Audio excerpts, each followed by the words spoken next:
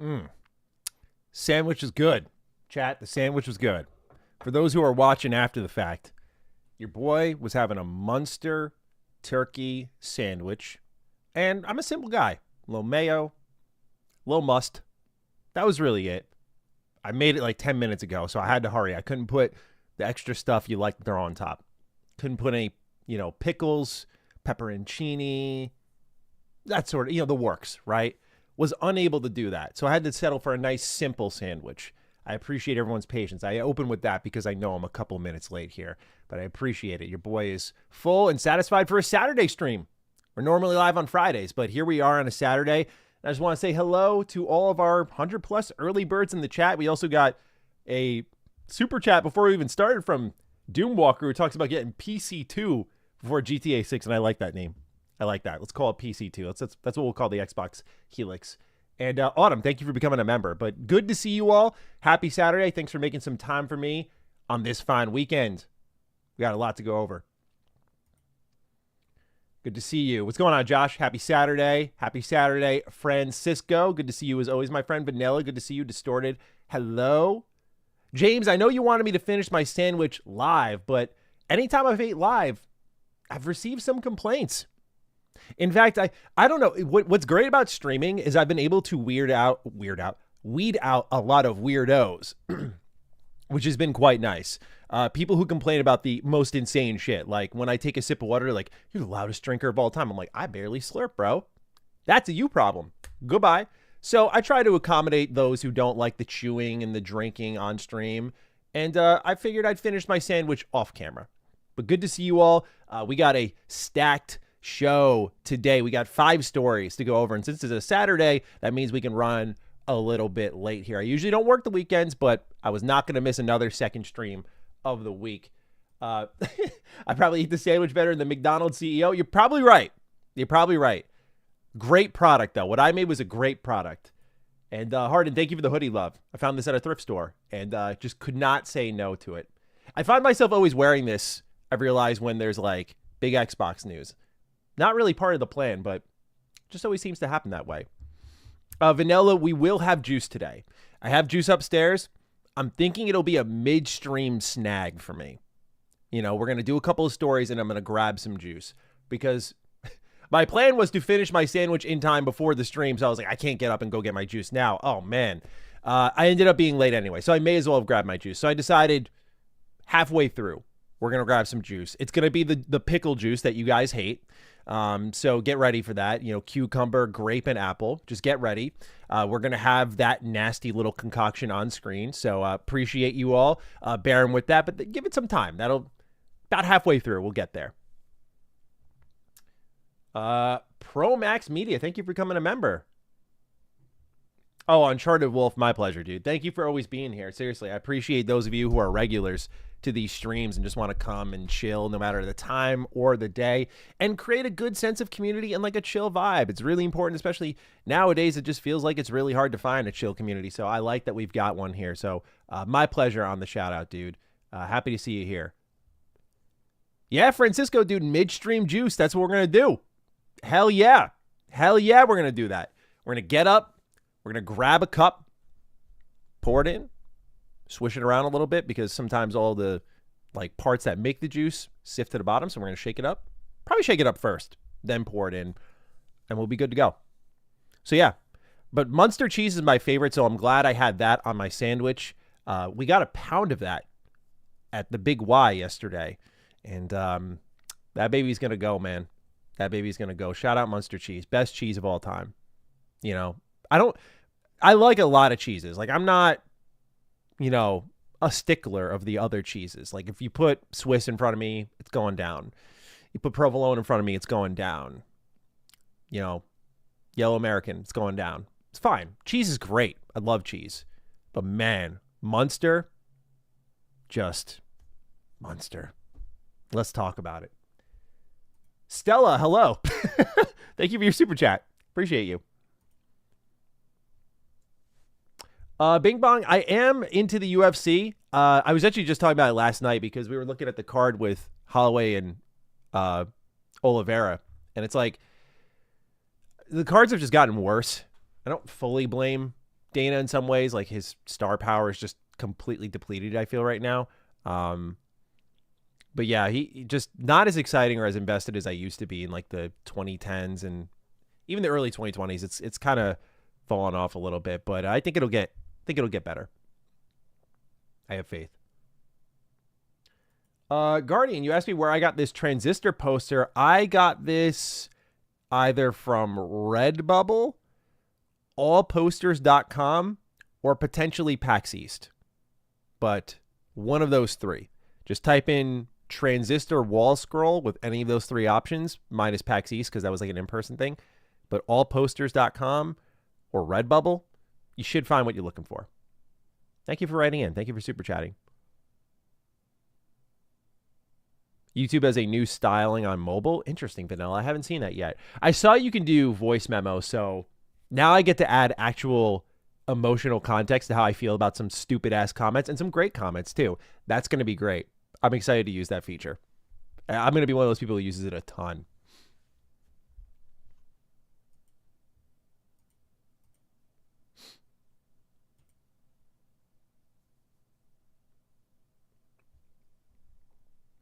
Harvadi and dill. Okay, I like that. Great to see you, Jake. Thanks for being here for a live. I'm worried that KOTOR will be canceled, unfortunately. Ryan, don't worry. We're going to talk about it.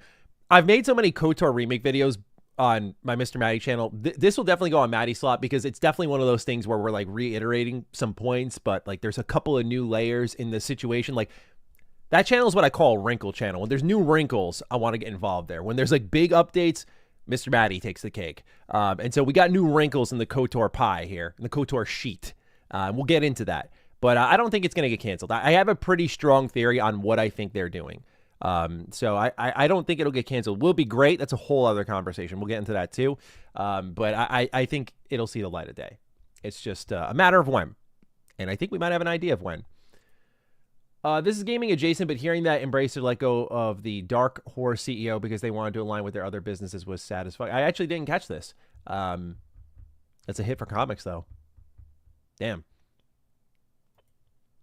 Damn. Well, Embracer's been letting everyone go.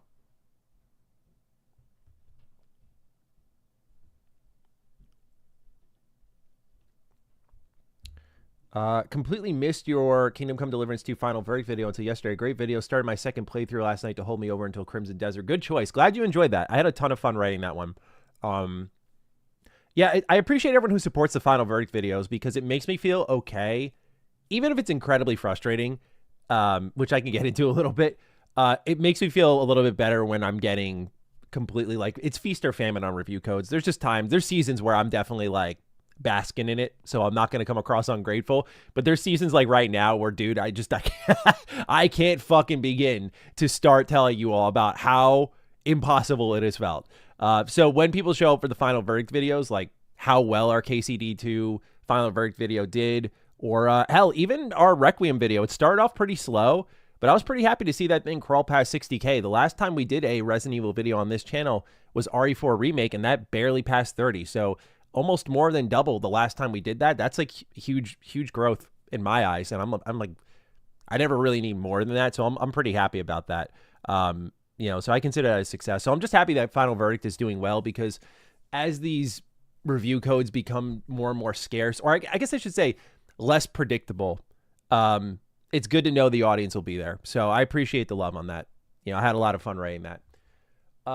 Off topic, but is High on Life 2 on your list to play? Thoughts? Just curious. Yeah, definitely. I loved the first one. I should say loved. I liked it a lot. It had a lot of great ideas. I thought that the main issue with it was the shooting and the movement. The only reason I haven't jumped in is I saw that at least on the PC reviews, that there were a lot of bugs. So I'm personally waiting a little bit for that one. Right now, I just finished my replay of Requiem, so I'm thinking I'm going to go for the plat. I'm going to try my best to do, what's it called?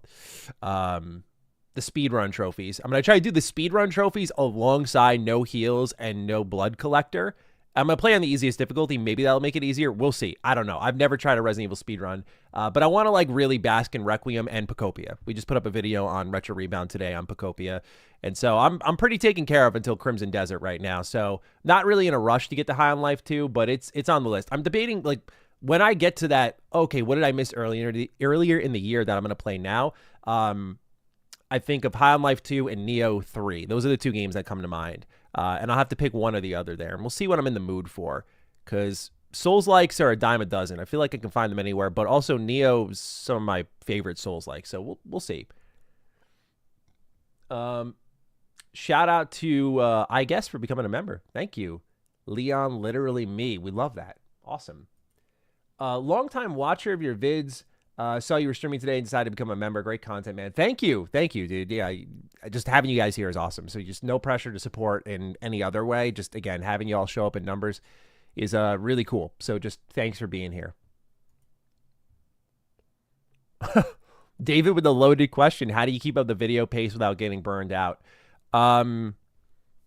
Having a great editing team helps a lot. So I get to focus on just like sitting down like this. I also think sometimes I'm very easily rejuvenated. So for me, like before this, I don't like to work on the weekends. I'll be frank with you guys. But before this, I went on a walk outside for like an hour, just took in the fresh air, listened to some music, let my thoughts drift wherever they wanted to drift. And like, I'm good. I'm ready to go now. I got some me time in. So I just need to be able to balance the me time with the work time. That makes it a lot easier. That and being able to pass off edits and kind of having a relatively easy schedule with them where it's like, when I say easy, it's like set, like our editor on this channel, Dan, he's not available Tuesdays or Fridays unless it's like, you know, he edited the video on Friday because like Phil Spencer retired. It's like, we got to jump on this, of course, which I'm really appreciative of.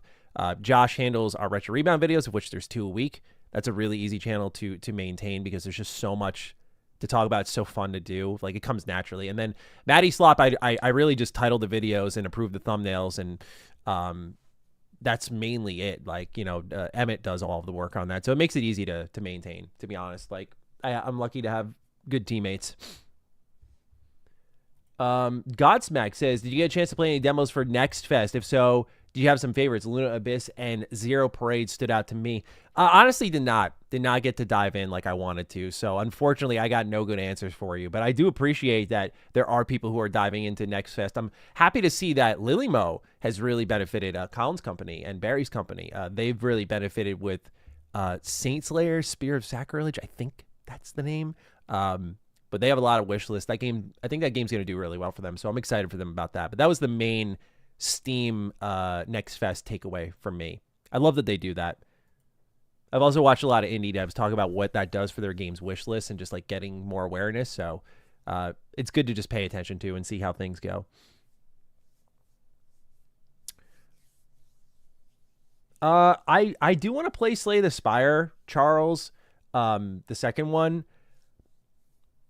The games industry is making my early access rule really tough because there are indies that are dropping in early access like Hades 2 that are basically a complete game and really good, and you don't feel like it's early access, and then the full game comes out and I don't have the time to play it. So Hades 2 basically was that for me, and now it's happening again with Slay the Spire, or it happened with Baldur's Gate 3, or at least Baldur's Gate 3 I was like, I can't finish the story yet, so I can opt out. But I usually like to wait for the complete 1.0 package.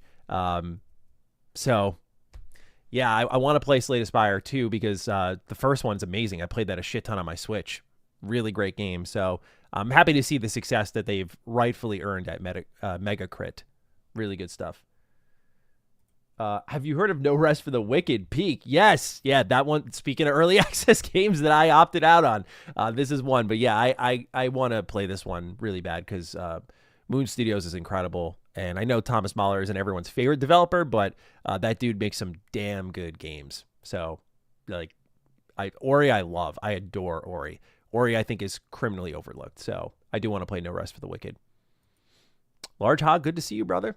Welcome back. We'll get started with the news in like 5 or so minutes, guys. I just want to let some more of the chat pour in, talk with you guys some more, warm up a little bit, stretch our legs. Can't dive in too quickly. Yeah, Francisco, it's the same thing I said. Like, you know, what's it called? Early access, No Rest for the Wicked is more content than most games. So I understand my argument no longer stands anymore. It's just like, do I have time for it? Is it a part of the plan? So yeah, it's no longer as strong as it used to be.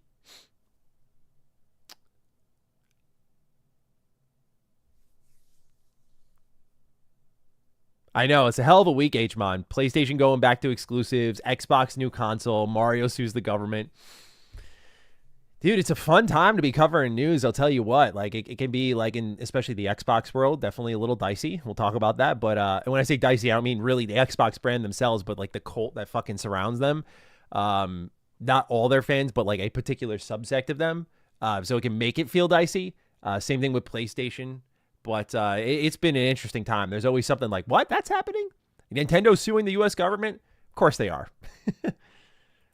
Are you a fan of the Life is Strange series, and will you be playing Reunion later this month? I am a fan of Life is Strange 1. All the follow-up games in the series have not really captivated my interest, or any like demos I've done have not really captivated me in a similar way. But I am a Life is Strange 1 truther, dude. Like I remember that was during my Telltale phase, and I played this and I was like, this is going to be something special. And it was. That rewind mechanic was everything. I love the game's very liberal use of the word hella, because I say the word hella all the time, unironically, and people act like that's a bad thing for Life is Strange. Like I saw a preview and one of the bullet points was like, they don't use the word hella. I'm like, fuck, man. I love that they use it in such a corny way. Like very few games can get away with feeling like a bunch of 40-year-olds are writing the story trying to sound like young teenagers from their time period. I like the feeling that Life is Strange gave. It's oddly nostalgic. And again, it fit my vocabulary a little bit, so you can call me cringe as well. But I do like Life is Strange. I'm rooting for them. I'm hoping Reunion's great. I know they brought back Max for, what was it, Double Exposure. I don't even know where the story's at now. Frankly, I'm surprised that they're still getting new games. I thought this thing was kind of like not getting as much support, but it seems it is. And Reunion is one worth keeping your eye on at the very least. So thanks for asking. But yeah, definitely a series I'm a fan of. I love the hellas in chat, man. Hella rad, hella cool. I say hella cool all the time. I'm like, yeah, it's hella cool. Like, I don't know. Maybe it's the way I just roll it off the tongue. Maybe I am hella cool. Like, honestly, maybe that's why no one roasts me for it. Or maybe it's one of those things where you say it and someone like internally just, we're just going to let that go. Maybe that's what happens. But like, I drop hella, decent amount, respectable amount. It's in the vocab. It's in the rotation. Yeah, Josh, maybe hella was because of Life is Strange. I don't know, dude. Great word. Great word. We can't hate on hella. So leave it alone. Nah, don't call me an unk, Mr. Amapole. Come on. Not there yet. All right. I think we're good to get started on some news here. I know I said like 5 minutes, but now I'm feeling a little eager. Feeling a little hungry to talk some news here. So like I said, the show this week, what I've got on the docket here, Project Helix, we're going to talk about it kind of generally speaking. We got into it a little bit on the Mr. Matty video, but there's been some evolved parts of the conversation. So we're going to get into like exclusives. Are they coming back? This is going to be a topic we're going to hear a lot about. And then, is it a console? This is a recent development. So we're going to dive into that as well. KOTOR Remake got a little bit of an update. I want to dive into that, of course. We're going to talk about what a leaker-ish has kind of said as well, and why I do put some stock into their words. We have an update on the Steam machine. We're going to talk about that. I also want to talk about Assassin's Creed's plans in 2026, and then our round out sort of fifth topic, if you want to call it that, is Crimson Desert. I want to talk about its a lot of air quotes for these segments here, but its controversial feature, which is fast forwarding cutscenes. I tried to have the conversation on Twitter.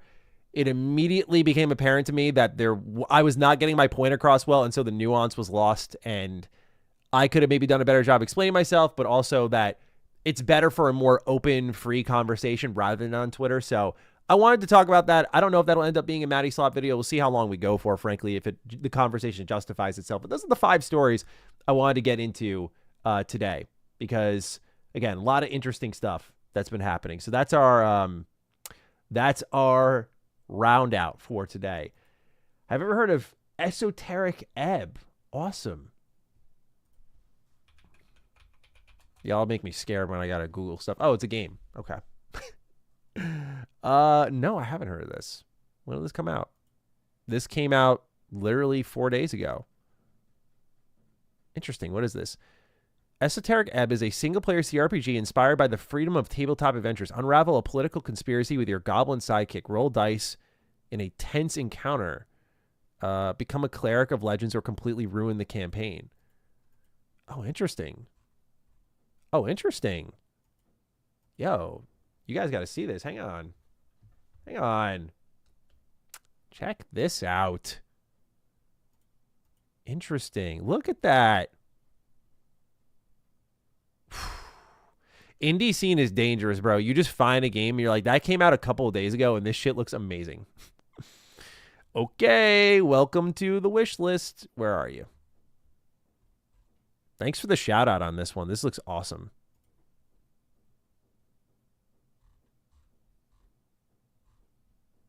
I just like that you can ruin the campaign as well. I'm kind of tempted to buy it. No, I can't be that impulsive. No, I gotta chill. I gotta chill. Pretty cool looking, though. Thank you.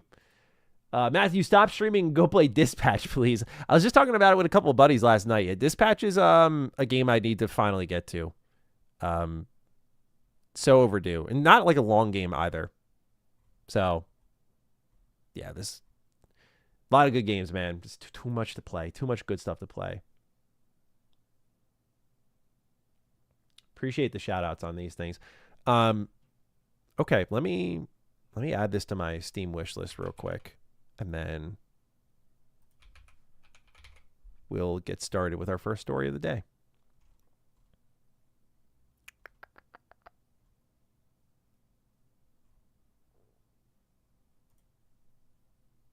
Okay.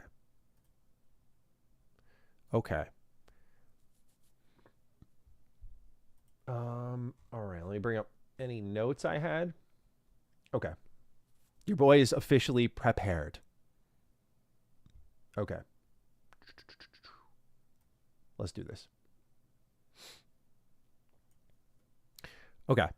Who's ready to talk Xbox? I'm ready to talk about some Xbox. Ladies and gentlemen, this week we got the reveal of Project Helix. This is the code name for the next Xbox, and it was dropped 2 days ago as we record this. And as you can see here, it was just dropped by Xbox, the next generation of the Xbox console, and it was this animation here. If funny enough, this little logo here does remind me of like a car. Like, could you not see this like on some sedan or something like that? I digress, though. It speaks to the mission statement, like it's a DNA, it's mixing together. Yes, we see the vision here because it is a system that will be playing both Xbox games and PC games, which has brought about its own form of controversy that I want to debate with everyone here. And then we'll talk about, of course, exclusivity, because this is drawing a bit of a line in the sand here. The tweet from Asha Sharma, which we already talked about on the MrMattyPlays channel, was her saying, great start to the morning with Team Xbox, where we talked about our commitment to the return of Xbox, including Project Helix, the code name for our next generation console. Project Helix will lead in performance and play your Xbox and PC games. Looking forward to chatting about this more with partners and studios at my first GDC next week. So we won't have to wait long to get information on this. On March 11th, we're getting new info at GDC about what's going on with the next generation of Xbox. So it's there. I think they'll paint the picture a little bit more. Now, a couple of things. Why do they do this so soon? I think it's to draw a line in the sand between Asha and Phil. I think this was already part of the plan. I don't think like Asha stepped in and decided, okay, I'm going to reveal this next console early. I think this is sort of like what you see with a presidency, for example. Like when you step into office, there's still like policy active from the prior president. Things don't just stop and then shift on over. It's like the policy's still going. So what does the president do? They take credit for all the good stuff and then they blame all the bad stuff on the prior president, right? So I view this as, again, a line in the sand moment, an important one at that. I'm not discrediting or saying Xbox is silly for this, but I think that's what they're doing here, is trying to kind of be like, this is now the Asha Sharma era, even though Phil Spencer greenlit whatever Project Helix was and that vision. And I don't think Asha's here to come in and change that. She's inheriting a vision. And so, again, I think a big announcement like this is good, though. It's well-timed because it's in synchronization with her as the head of Xbox and sort of makes it feel like, okay, we're doing something. We're moving forward here. Let's draw a line in the sand. And key word here is that she calls it a next-generation console, as does Xbox, the next generation of Xbox console. Why is this important? Well, let's get into our first debate here. And I usually don't like to stick my head into these things, but I do find it to be interesting based on what we know versus what's being said. But I got to get to the source of the debate. So just bear with me for a second here. Because you know me, I don't like the he said, she said stuff, but let's get into it. So Jeff Keighley says Xbox has announced that Project Helix is the code name for the next generation PC-based Xbox hardware device. Now, I read this and I didn't really blink. Like, I was like, okay. You know, Jeff does this. He tweets out the news, usually the big heavy hitters, and lets people know what's going on here. This turned into a controversy because it's like, again, to be fair, console, and then we look at what Jeff had to say for himself, PC-based Xbox hardware device. I usually give the Xbox community on Twitter a lot of grief, but I can understand when you read this, you're probably like, it's just easier to write console in the first place. Like, this almost feels deliberate to go out of your way. So naturally, as a lot of communities on Twitter do, they were intending on Jeff paying the price for his words here. But I thought it led to an interesting conversation that I wanted to have, in all seriousness here. So Tom Warren says, PC-based Xbox hardware device, I think you mean the Xbox console. And Jeff says, do you consider Steam Machine a console? And you can already see, based on the ratio of replies here, we know how Twitter goes. Tom says Valve calls it a PC probably because it's designed to run PC games and not console versions. I'd imagine Microsoft is calling the next-gen Xbox a console because it's designed to run Xbox console games as well as PC games. And this is an important note to make here because, for example, that could be a big deal for GTA 6. Right now, if you were to buy a PC and only game on PC, you can't play GTA 6 because GTA 6 is going to be a console game. But if you have an Xbox, you can play GTA 6 on your console at the same time as experiencing all of your PC library. It does create a very open-ended platform, which I think is a positive here.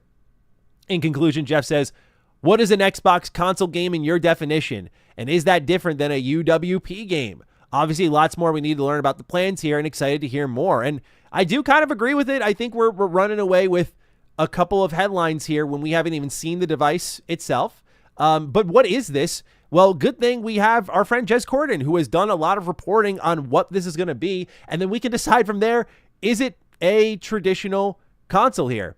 And so Jez himself writes, the next-gen Xbox is starting to take shape, and new signals from Asus suggest Microsoft is targeting 2027 for its next hardware push. That lines up with what I reported last year. Microsoft's future console is shaping up to be far more closer to a streamlined Windows 11 gaming PC than a traditional Xbox box. This is key because a lot of people are saying, again, it's a console, but I do feel as we read these details from Jez, who I trust his Xbox reporting, I read this and think it does fall more in line with a PC, but it's a little more ambiguous. I think it's interesting and exciting that we're kind of unsure what it is, but I get the idea that it's going to play console games, but like, will it have a disk drive or an attachable disk drive?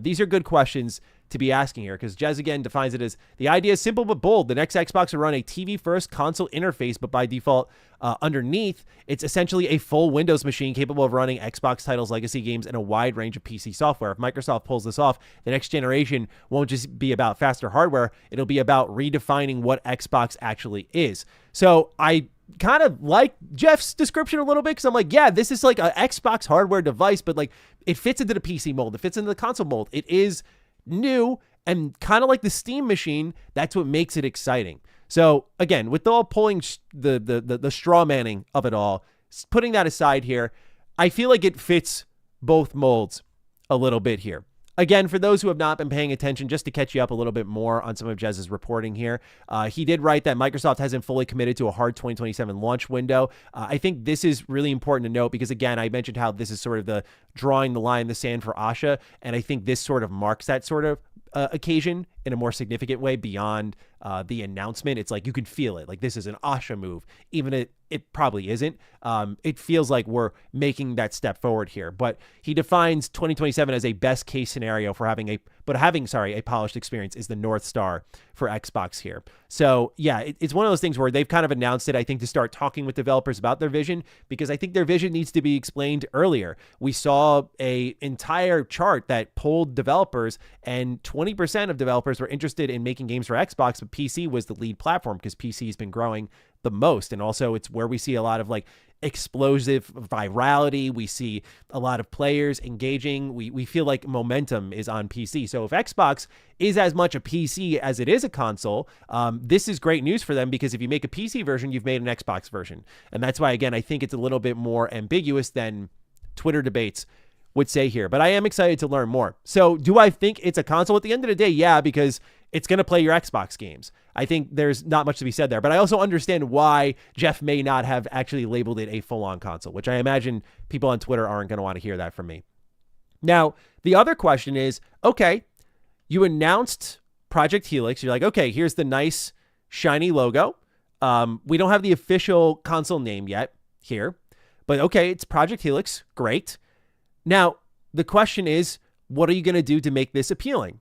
We know that part of their like Xbox Series has some great features, right? Smart delivery was one of those. When we saw how PlayStation 5 did their game updates and save transfers, suddenly smart delivery was like a key feature. We were like, oh God, Xbox, we totally undersold this, because a lot of people were like, what is smart delivery? Who even cares about that?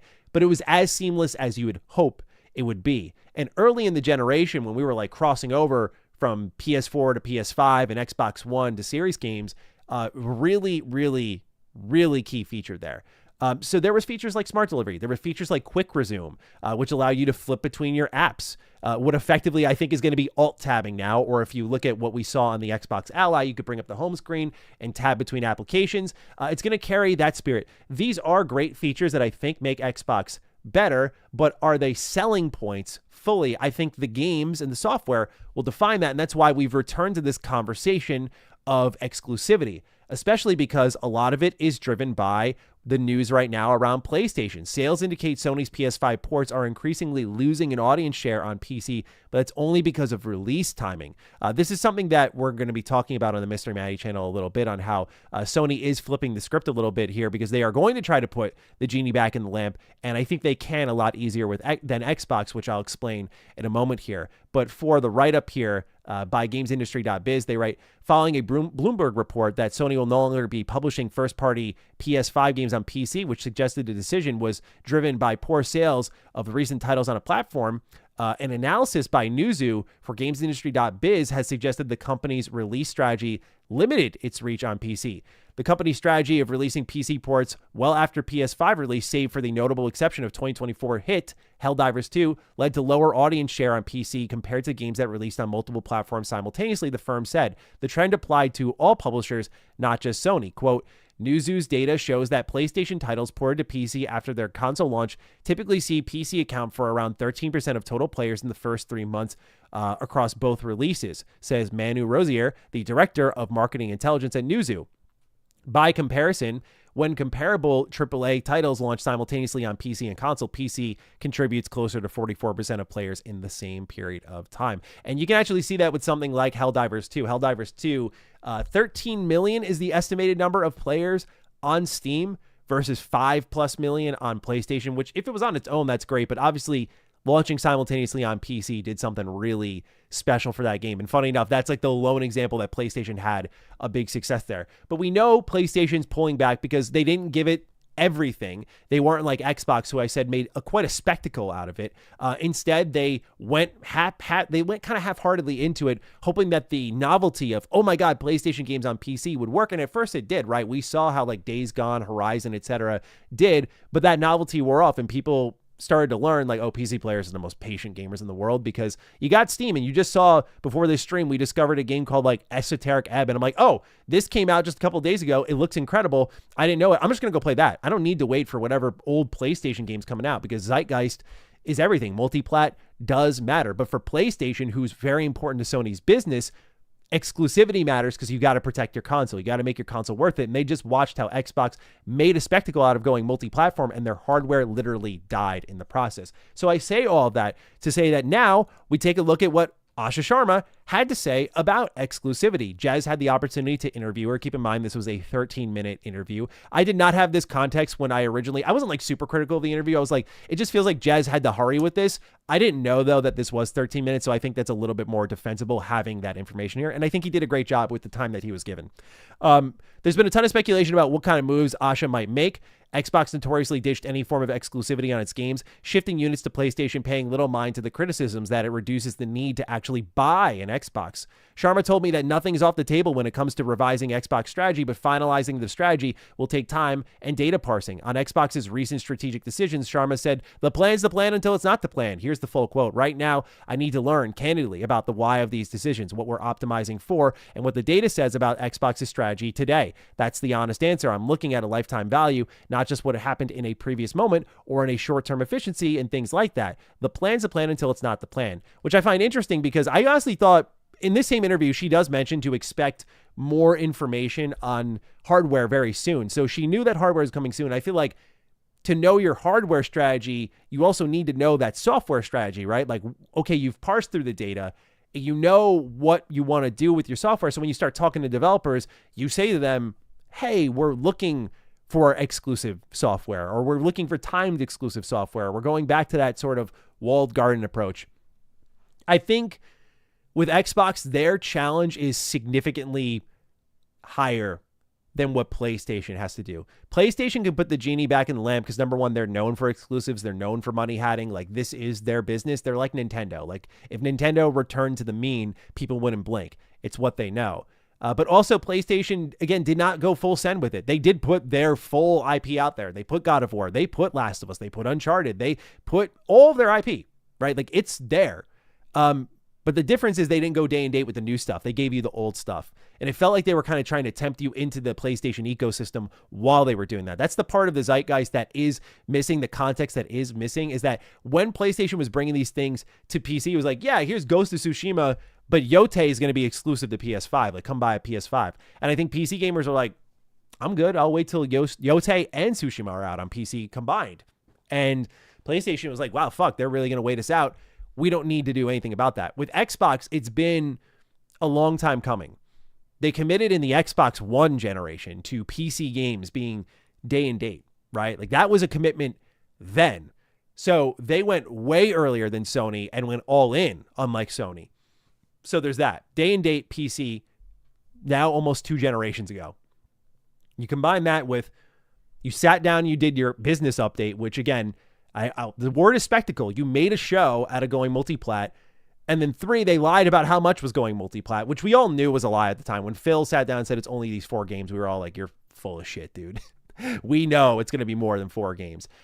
So with that combined with Game Pass, where also the expectation is for players subscribed, they're like, I don't got to pay for this stuff. You've not only got to retrain a lot of your customer base to start buying these games, and that means creating games that are worth that value and IP that are worth that value, but also reverting on business decisions that have been made since the Xbox One. And I just think there's, at a certain point, unless you are willing to commit to, it's going to hurt. And it's going to really hurt for a long while. Like, we're going to lose a lot of revenue, but we're going to build the Xbox brand up. Then sure, I think they can do it. But here's the biggest barrier, is Satya Nadella and Amy Hood. That's the difference here. A lot of people look at what PlayStation's doing. They're like, well, Xbox can do the same. I'm like, no, they can't. Simply because PlayStation's business is so vital to Sony, whereas what Xbox is doing is not as vital to Microsoft. So they are sort of the plaything. And Satya's in the way. There's too much revenue to lose. They're going for a premium console. That means it's going to be more expensive. So I think that means it's more of an off-ramp.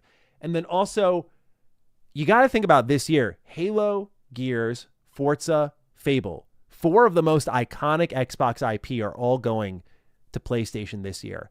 And unless Asha makes a very aggressive move and unplugs all of those, which I guess is possible because it can send a strong message of like, oh, they're going for it. Again, it's going to hurt at first. They're going to lose revenue. But I wonder if Phil and Sarah and Matt could not convince Satya and Amy about these ridiculous 30% profit margins, or about exclusivity and why it does matter, then how could Asha come in and do that?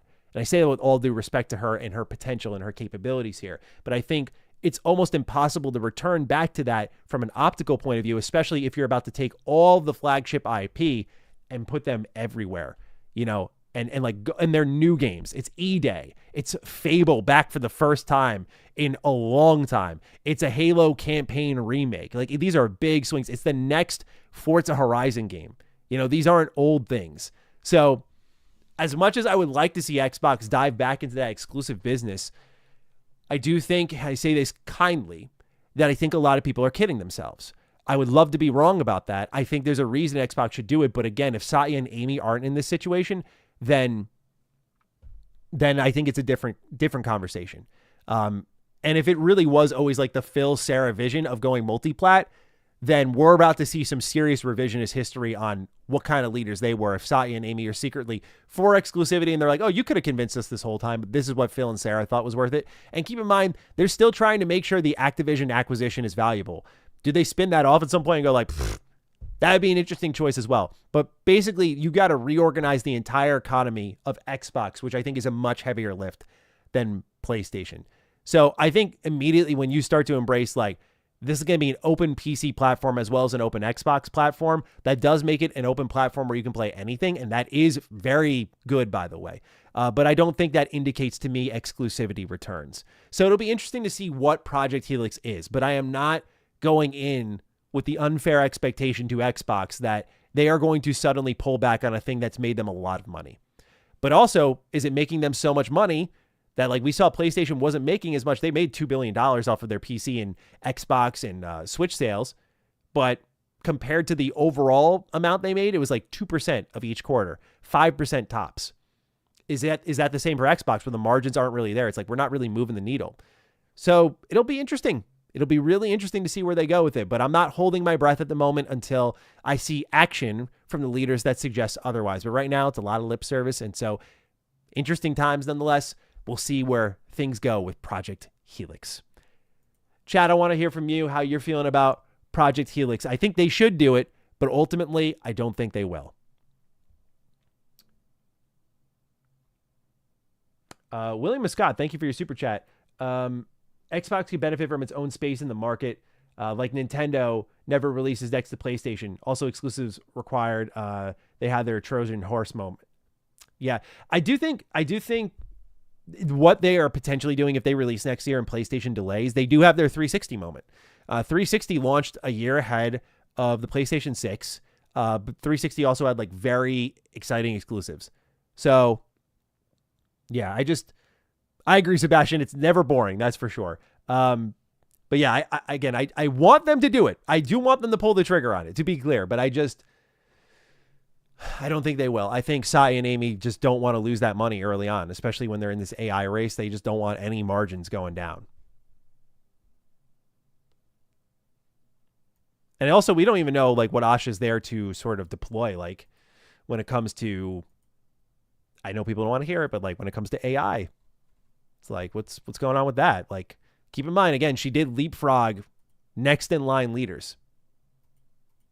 So it's definitely a little bit strange. That's all I'm saying.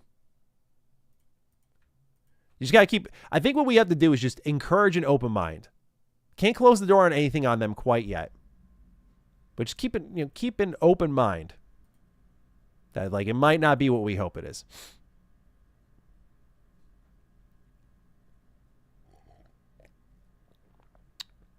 Yeah, Personal Melon brings up another point. They might do exclusives, but it might be like $1,000+ unit, and you're gonna be like, I wanted exclusives. Just maybe I don't want those exclusives that badly, you know.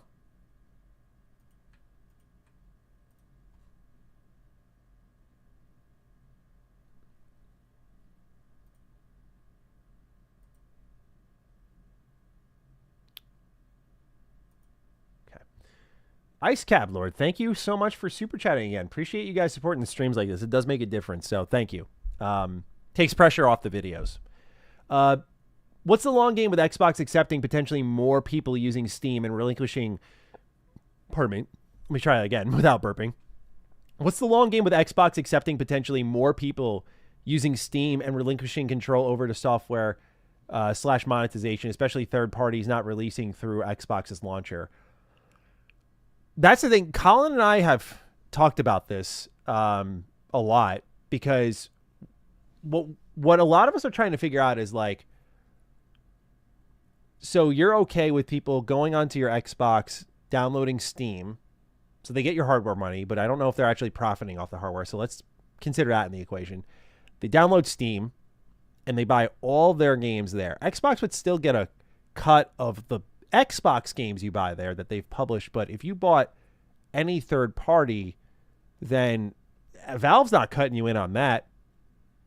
So what's the benefit? Are they okay with, because the point of buying an Xbox as well, if you're like Xbox themselves, it's like you do marketing deals with other games so that you encourage people to buy third-party games on your platform, because you get a bigger cut of that. You get a cut. So yeah, it's a big question mark for them. And I don't know if there's a good answer other than like it's an open-ended platform, but it keeps people there. And I think that might be the trick. You will be there for, if they are the biggest publisher in gaming, you will be there for something they are making potentially every quarter.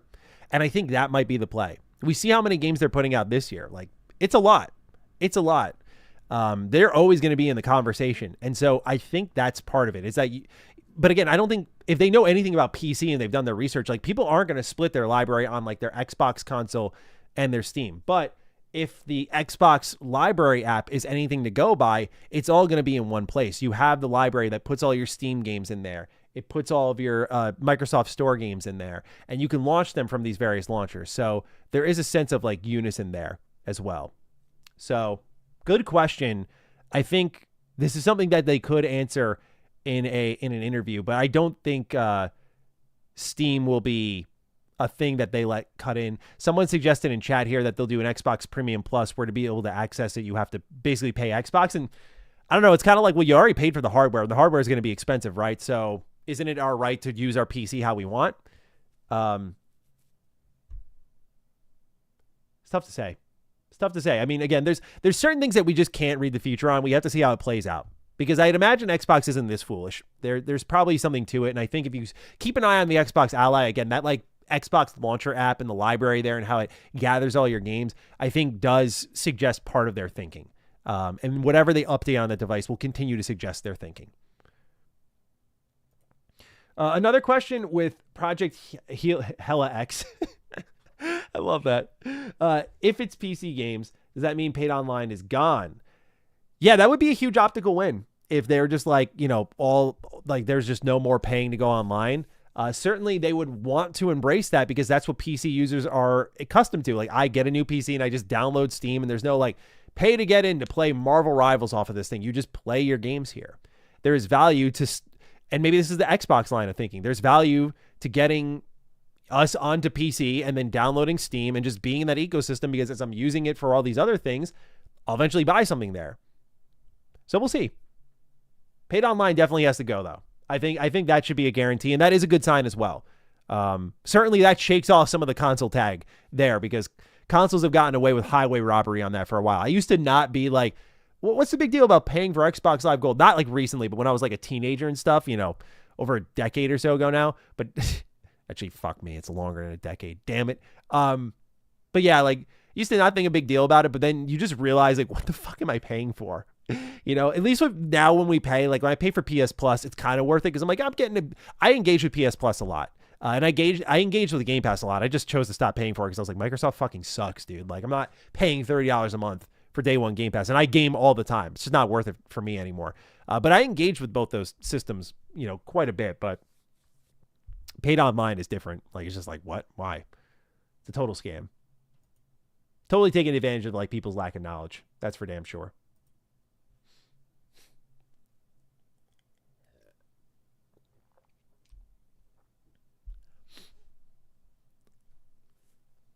It's an interesting theory, Brandon, that you think both next-gen systems will be 1K or more. I think the next Xbox, based on what they're saying, is more than likely going to be 1K more than $1,000. I think PlayStation's move away from PC and focusing on like better margins with less revenue is because all this is to tee up the PS6 when hardware prices go down and they get to be the cheapest console out there.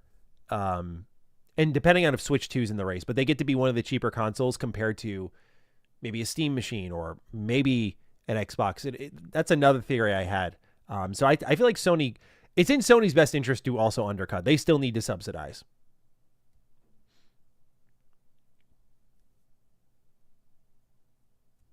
Cloud saves are also pretty convenient. I agree that should be free. Good point there.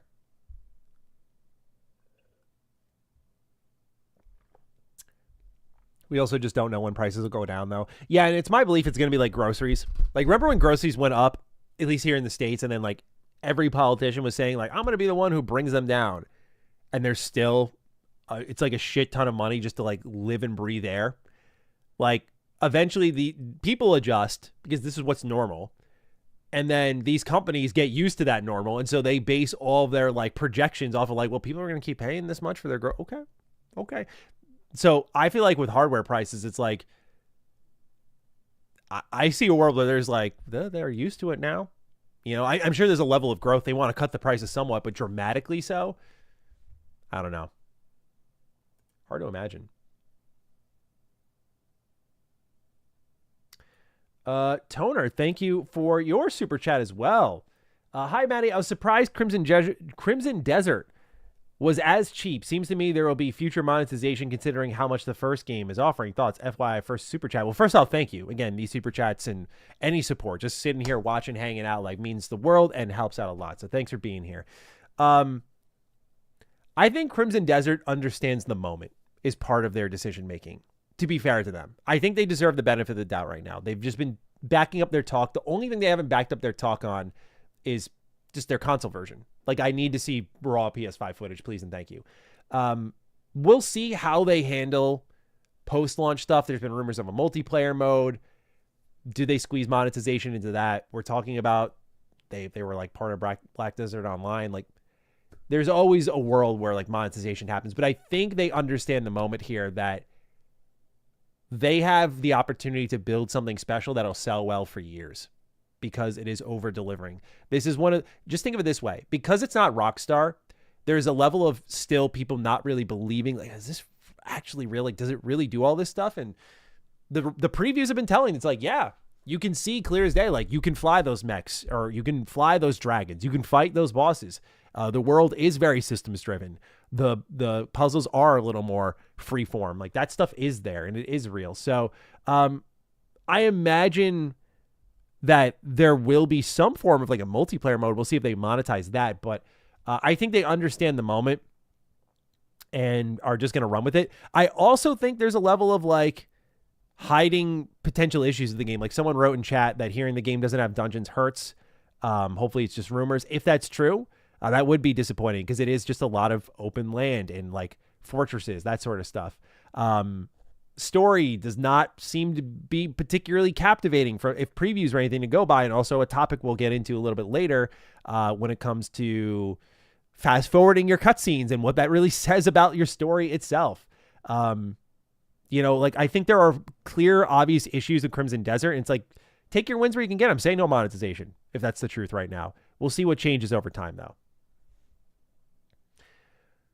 Jadex, thank you for super chatting. If Xbox is more than $1,000, do you think they'll take an Apple business model approach with how to get people on payment plans for iPhones? So they tried this last generation. And given the initial console sales, I would wager they'll do it again. I forgot what they called it, but there was a payment system. And the reason Xbox was in the race for so long, even though they didn't have exclusives, was because of brand loyalty, but also like great value proposition. You could get on a payment plan for your Series X or S, and you could pay as you go, and then you could sign up for Game Pass. And so you could basically like walk out of a store with a Series X with Game Pass attached to it and be like, I just paid like $80 for that this month. And I pay $80 next month. And in 6 months, this is all paid off and I'm just on the hook for Game Pass. Like, great value. That's what defined Xbox. So I'm sure they'll consider the payment plan, just like any high priced piece of hardware. You know, there's always some type of payment plan offer. But I don't think they'll like live and die on this thing, which is what it felt a little bit of like this current gen did. Xbox All Access. Thank you, John Martin. I was like, yeah, I think there was a name. Jesus Christmas. You guys see that? I just splashed hardcore. Damn. What was I saying? Oh, Xbox All Access. I was like, yeah, there was a name for that. How did I even do that? Oh my God. There's like water all over my pants. Holy shit.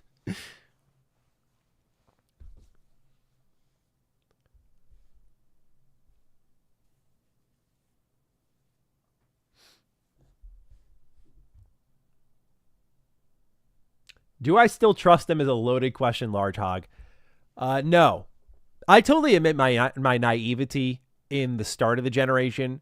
I had a lot of faith in Phil and his plan and sort of like he was very open and transparent. I was like, not why wouldn't we not believe him, but like why would he say all of this if it wasn't going to come to fruition? And now it's like, okay, actions got to speak louder than words, especially for Xbox. But it was a good lesson to learn. So it's like, do I trust Xbox? No. I don't think anyone should. I don't want to say approach. Okay, so there's like a line. There's a spectrum, I should say. A lot of people are assholes. And so they basically intentionally disbelieve everything in the name of like, well, guess what? Like, you know, I just don't trust them, bro. And they'll just say like the most hurtful, mean shit. And I'm like, okay, I get it. Like you can be like distrustful of a company while still having a respectful conversation about it. When I say I'm not trustful of them, I'm like, I'm going to give them the opportunity to impress me. I'm going to be open-minded. I want to love what they're doing. I'm not going to be a dick about it, but like, do I trust them? Yeah, it's like if they say a cool thing, it's like, cool, that sounds great. But I want to see it in action. When it's in action, then I'll give you my true reaction here. Thank you. Thank you. We love a little thunder out here. Thank you.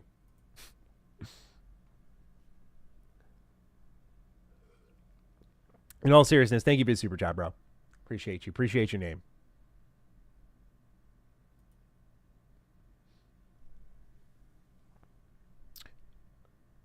All right, I think it's time for our second story. You know? I think it's time to talk some KOTOR remake. You know? Kind of hype, bro. Kind of hype. Just being able to talk about it. It's awesome. All right. Oh, man. Let's do this. All right. Ooh, I just realized my hair is like fucked up. Holy crap. That's what I get for walking out in the rain. Whatever. It's been very gloomy out these past few days. I'm just glad the snow's melting though, dude. I don't know for all of you who are like, I mean, I know it snowed everywhere, but here in the Northeast, like we had like 4 feet after it was all said and done, and just watching it gradually go down. I'm just like, thank God. It's so painful to look at. All right, let's get into our next news subject here. Let me move my water because I need my stream deck in reach. All right, ladies and gentlemen, it goes without saying that I will do anything for Star Wars Knights of the Old Republic. When I heard word of that remake, many of you saw the live reaction in 2021. It was myself and it was Chris Raygun, and I curb stomped our headphones in complete enthusiasm over the fact that the KOTOR remake existed. This was originally by Aspyr, who handled a lot of the Star Wars ports.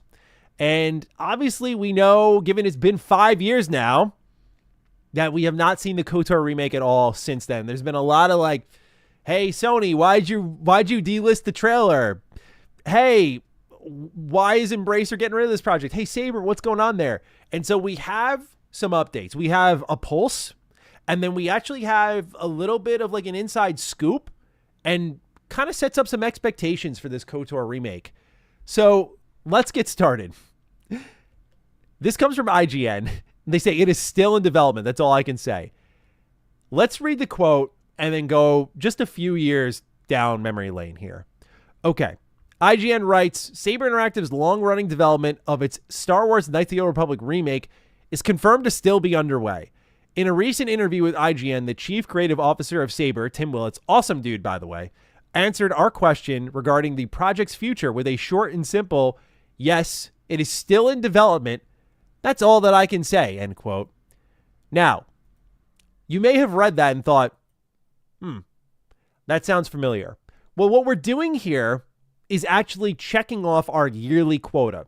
Only people like myself and many of you out there who have Knights of the Old Republic brain rot are aware of this, but this has been a thing every year since at least 2023, because that's as far back as I went to prove my point. So we have Tim Willits in 2025 saying, Saber Interactive is one of the largest independent developers in the world. We are working on numerous games across many different genres. Everything we have talked about is still in development. We will share information on upcoming games when we have something cool to share. This was because in an update Tim gave, he did not mention anything about the KOTOR remake, and so people went, oh God, it's canceled. And obviously I don't blame people, because at this point, it's 2025, it's 4 years. It's like, where is it, Tim? What's going on here? Let's wind back the clock a little bit more. It is March 18th, 2024. Jason Schreier had something to say about what's going on here, ladies and gentlemen. So let's read. In 2022, Embracer announced the development had shifted to Saber Interactive, a studio with a fairly consistent track record. Since then, the industry has been tumultuous, and Embracer Group recently sold Saber Interactive, one of its best-earning game divisions, for $247 million. The deal also involves studios like 3D Realms, Metro Exodus developer 4A Games. And where does this leave Star Wars Knights of the Old Republic Remake? Apparently, it is still in development at Saber Interactive, with Bloomberg's Jason Schreier, who broke many KOTOR remake stories over the years, confirming on X that as part of Embracer offloading Saber, the Star Wars Knights of the Old Republic Remake is going with them. So again, we're like, oh, thank God. You can see why this fan base has had like heart attack after heart attack. It's been absolutely awful. And we'll even wind it back to December of 2023 here, where Disney was dodging questions about the KOTOR remake. They write, instead of giving us answers about why there's so much drama surrounding the KOTOR remake and whether we can expect it to release at some point in the future, Shoptal was just as vague as Wing of Force has been these past 2 years. When asked by Totillo whether the game is still happening, Shoptal simply said that there isn't a lot to say. Quote, not a lot I can say on that point for hopefully some obvious reasons, but KOTOR is obviously an incredibly popular game, one that we are incredibly proud of and think that there's still a lot of demand for. I'll leave it there. So you can see it's been just increasingly more vague, and all we've got since between right here in 2023 and here in 2026 is it's still in development. Thank you for coming. Thanks for asking. That's all I can say. Naturally, that spells a little bit of concern here, okay? Why can't we know what's going on? Why haven't you shown it? Well, when you transfer developers as well, that's a big part of the story that I think people forget. I imagine there's parts of the KOTOR remake that were inherited by Saber Interactive that they were like, dude, this sucks. Remember, Saber got brought in as a co-development partner. It was originally Aspyr, and then Saber was brought in to help. Aspyr got kicked off the project. Saber fills in, and now we know that the studio behind the Hellraiser game is the one who is working on the KOTOR remake. And I'd show you Hellraiser, but that game is pushing the age rating limit a little bit, and I don't want to get demonetized, but the game looks pretty solid. Doesn't look like, again, sort of what I talked about with like TMNT Last Ronin, when we learned that we're getting a Last Ronin video game. Oh my God. And it's by the people who made Destroy All Humans 1 and 2. And you're like, really? Okay. I'm glad the game exists, but like this is our first studio choice. Same deal here. Love Saber. Hey, Hellraiser looks great. Cool. That's not my first choice for what I would want out of a KOTOR remake situation. We'll get into all this in a little bit more, but what I want to take a look at is this potential leak. Okay, this is a hell of a rumor here. Why am I putting stock in this one? I'll explain. 100% Star Wars posts. I've seen Saber Interactive's KOTOR remake, and I'm extremely impressed with most of what they're building. Keyword is most. Interesting. Having seen both, I think canceling the Aspyr remake with Saber starting from scratch was the right choice. If things continue smoothly, possible reveal this year. And there's your boy snooping around a little bit. Okay. So why do I put a little bit of stock into what 100% Star Wars says here? First off, Luke is a nice guy. But second of all, more importantly to you, I also saw the Aspyr version of the KOTOR remake. I reported on it a little bit, and he had also seen it, so he was as connected as I was. Now, since then, I have not been connected to anything, and even if I were, I talked about this before, I stay away from like insider information, reporting, scoops, that sort of thing. It's just not something I want to be involved with Not even because there's no gain in it, which is very obvious, but also it just puts you in the vortex of shit. And it's not the type of attention I want my content to garner. I want to have people here for good conversation, to talk about the news as it rolls out. Do I like having this information in the back pocket to help me content plan? 1000%. But usually when I'm offered information, I either just ignore it or turn it down. That's kind of where I'm at right now. Anyway, given we were connected in a way where I knew he saw what I saw, there is that level of like, I can put some faith into this here. But also, what's interesting is that it seems like he's continued to be connected. It would make sense. He's like a Star Wars channel. But that aside, though, hearing that there is a little bit of a mentioning here that's kind of getting glossed over here.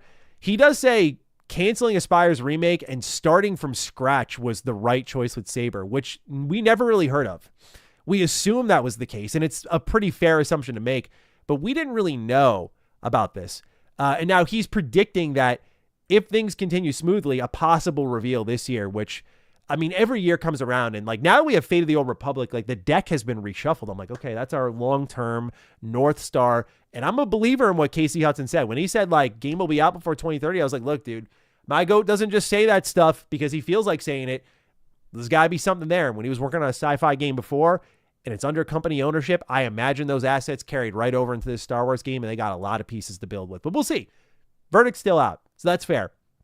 But now it's like, oh, we're eating good. We got a potential feast on the table here. KOTOR remake, KOTOR, awesome. So KOTOR remake, I suddenly became way more patient for December of last year. When I got KOTOR, I was like, okay, we got things happening here. And people always make fun of me because they're like, yeah, dude, these games don't even exist to me. Fair enough, dude. You don't know what this means to me, though. So if I stop believing, if I stop caring, you should be very concerned about me if I became indifferent to something like this. Anyway, possible reveal this year. It feels like it's time. My prediction is that the reason Tim Willits is giving us responses like, yes, it's still in development. That's all I can say. Or everything we're talking about is still in development. You have to remember, this game has been passed around. It's had its problems. It's had its woes. Like, it's been through hell and back. And now it seems like it may have been started from scratch and rebuilt. I don't blame them if they decided, hey, this fan base is obviously hungry. We're making good progress. Let's keep things moving here and show it off when it's truly ready. When you really retrace the steps here, the biggest mistake was probably PlayStation and Aspire making the statement at that 2021 showcase that they were working on it. Because even then, there was really nothing to show. It was a very early project at that point in time. And we could tell by the PlayStation blog post that we got alongside the announcement, which showed it's just a thing that they're working on. And it'll probably be a very long while. Like, we may have been just getting that game by last year at best. Maybe a little bit earlier than that, like 2024. But it was a ways off. So I think there's a level of Saber just understanding, and also Disney understanding, we might just want to hold this until it's well and truly ready and then create the marketing rollout. Especially because then you look at it from the Star Wars angle. I think the Star Wars game this year that they're building around is, of course, going to be Galactic Racer, but I think a lot of people have forgotten about this one right here. Star Wars Zero Company. This is the XCOM style Star Wars game. And I don't know if this is going to be like a heavy hitter that makes waves to the AAA market and amasses high player counts. But dude, as a Star Wars diehard fan, boy, does that look right up my alley. And again, you can see here, coming 2026. This is Bit Reactor, Respawn working on it. And Bit Reactor is made up of like former XCOM devs. This looks like a match made in heaven. The rumors around it are really exciting. My assumption is that Zero Company will probably show up at the Star Wars celebration. We actually saw gameplay for it. Like, this is how here, this was in the announcement trailer, and we did get our Star Wars. It's full CG. You can see it's not the game at all, but they did end with gameplay, which I think is significant. Lesson learned there. So if you look at that learning, and Star Wars has a lot of learning to do in how it announces things. Like, have you seen how they announce their movies? Have you seen that? My God. Like, they just announced titles and it's like they cancel them and they announce the cancellations. Of like, you didn't even put out a trailer. Why are you announcing a cancellation? Anyway, I think Zero Company's up first. Galactic Racer, like, Star Wars is kind of set. I think we still could have a chance of seeing KOTOR, but I don't know if it appears at like a Star Wars event. Probably at like a Jeff Keighley event would be my guess, especially if Keighley knew how important KOTOR was. This man knows. This man knows KOTOR. KOTOR Remake would be a monumental get for his show. And I can imagine this goes to the bitter end of 2026. Like, we don't see it until December of this year. And I could see Keely's smile on his face, just being like, holding his microphone as he does, just being like, and now we return to a universe that we also saw a little glimpse of last year. But this is from, I don't know, a different time period. I don't know. He does his little speech in the beginning, builds up the anticipation, gets me on the edge of my seat, and I hear Bastila's voice. I'm dreaming now. I'm dreaming big. Don't give up, man. Have hope. Last thing that I want to make sure people are aware of, Saber Interactive is handling a lot of IP right now. So that's the other thing that they have to juggle. Keep in mind, they're making an Avatar: The Last Airbender AAA game, Hellraiser, which is also by the KOTOR devs, and Hellraiser is coming out this year, so I imagine most of their team will transfer over to KOTOR Remake, which means that that's probably at earliest a 2027 game. And then John Wick. They just announced a John Wick game at the just recent event. And then we obviously have Star Wars Knights of the Republic Remake. And they've done other licensed things like World War Z and whatnot. So yeah, there's that. And then also keep in mind, we did just get a leak that came from GameFile, which confirmed that they were doing a full remake of KOTOR 2 with modern gameplay and improved ending. This is on the roadmap. This is by a Lucasfilm's game executive. Here's what they write. Quote, Juliet was the code name for a project where we were going to do a full remake of KOTOR 2 with modern art, gameplay, keep the story and the characters and the general content of KOTOR 2, but remake it for modern hardware and modern machines with updated graphics and all those kinds of things. It was something we were discussing with Aspire. And so they were planning to do this. This is on the roadmap. And as far as Steven Totilo reported, that was still part of the plan. So they understand KOTOR matters because, look, when you bring back KOTOR, which is like after KOTOR, the dream with this, in my opinion, is you do KOTOR 1 remake, 2 remake. 2 definitely needs it more because as much as 2 is like my favorite RPG ever, it's very buggy. There's a lot that's incomplete about it. People kind of debate the ending. It'll be a more holistic remake, I think, compared to the first game, where the first game needs more gameplay reworking and keep that damn story. But the dream, and what people forget in all these conversations, KOTOR's story's not done, y'all. We're not done yet. You don't just remake 1 and 2 and go, okay, that's it. We're building up to KOTOR 3. That's crazy to think about. That's the fact that they talked about roadmap for KOTOR. So that's why I think this game is hanging on as well. I know y'all are going to be sending me that backpack meme where the dude's got like it's like the one knot hanging by a thread, like it's just barely hanging on. I know, meme me up, dude. But you know what? This is one of those moments I'd rather keep the faith, because the moment if I were to see a cancellation post on KOTOR Remake, I don't even know what I would say in a video. It might just be 10 plus minutes of me just staring out into space. Like that's what it would end up being. So that's what's going on with the KOTOR Remake. Ultimately, we're hearing rumors that it's looking good, started from scratch, coming out, maybe within the next year or so, if it's going to be revealed this year, and if prior Lucasfilm games are anything to go by where they're actually showing gameplay. And keep in mind also, Star Wars Jedi 3, like, dude, Star Wars fans are about to feast a little bit when it comes to the gaming side of things. A lot of good stuff to look forward to here, but I'm keeping the faith on the KOTOR Remake. Yes, the update from Tim Willits isn't that great, but when you look at the surrounding information, I'm not losing hope quite yet.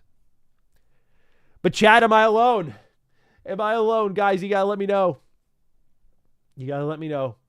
Please and thank you. Aspirin Mornings, thank you for becoming a member. Appreciate you.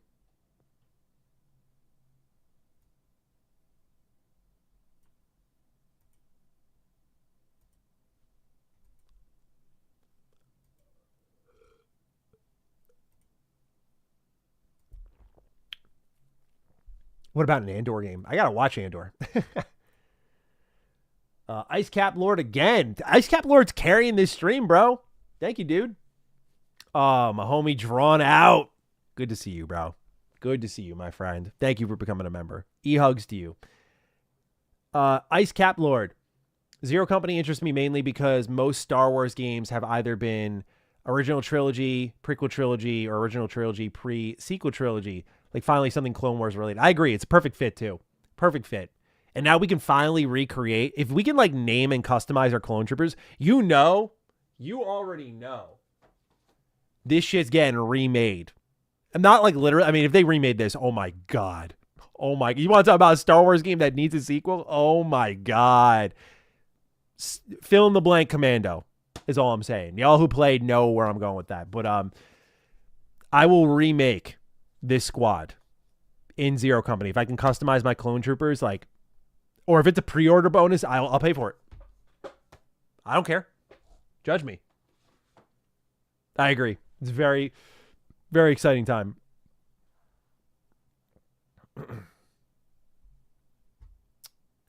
Ooh-wee. Good stories today, man. Good stories. Just a lot of great news to kind of sink our teeth into. Let's grab the Valve one next. I think that'll be a fun one.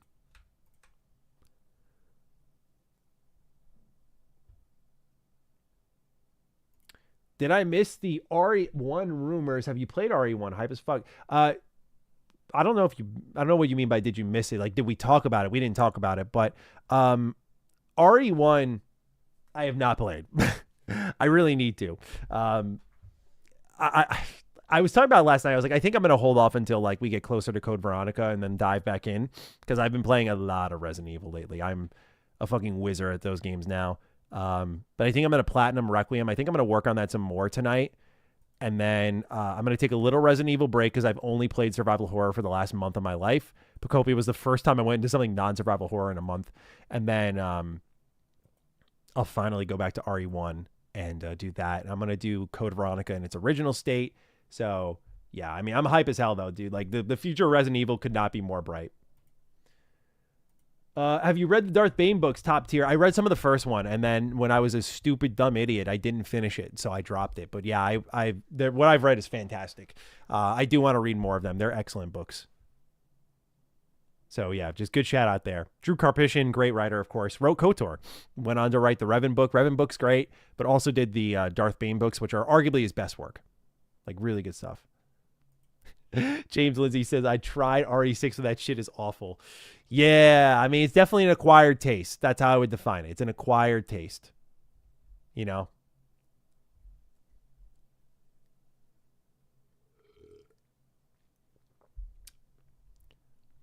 Francisco, bro, I gotta teach you to turn off your cap lock, bro. Come on now. You don't gotta yell at me every time. Republic Commando, Baldur's Gate 3 style party CRPG. Thoughts? I'm sold, bro. Party-based Star Wars game in general would be fucking sick. Come on now. Come on now. We know, Francisco, you know the answer to this question. Yeah, Josh, I heard you don't like it. I heard you don't like it, man. RE6 is, I think, okay, so my take, I just did a whole, let's bring it up. Let's bring it up. Let's do a little shameless plug here. Maddie's got enough content going around that you could easily miss it. All right. Let's see here. So, put up this video right here. Talking about RE6. And I won't scroll down to the comments, by the way, because there are spoilers here. But I describe in this video how, look, dude, like, RE6's campaign with Leon's kind of fun. I really like Chris's. Jake's, I found a little bit redeemable this time around. It's Ada Wong. Ada Wong's campaign is so fucking terrible. Not only from a gameplay perspective, because they try to do stealth, but Ada's campaign is so bad from a storytelling level. It's like everything that you see all these characters were fighting for, I'm like, this is why. It shows how much the why of your entire story can bring the whole thing down. Like, if they did not have Ada's campaign in there, I'm like, I think we'd find Resident Evil 6 a lot more redeemable. But when you have like a non-stealth game trying to do stealth gameplay on top of a terrible story, man. But RE Requiem is proof that the ideas in 6, in many ways, both story and gameplay, and that video is all about that, are actually quite good when executed upon properly. Because I was beating RE6 last night, and dude, I was running around with an upgraded submachine gun. Like, I was playing RE6, or I'm sorry, there you go. I was playing RE Requiem like a straight up third-person shooter. I was like, whatever, dude. I am trying to gas it up, Uncharted Wolf. It's got, just let me cook. It can be fun. It's all I'm saying. It can be a little fun. And I played RE6. Here we go. This is me dying on the hill. I played RE6 solo.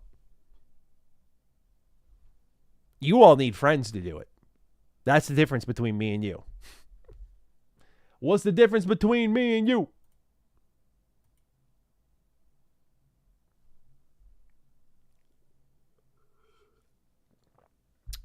Let me shut my blinds here.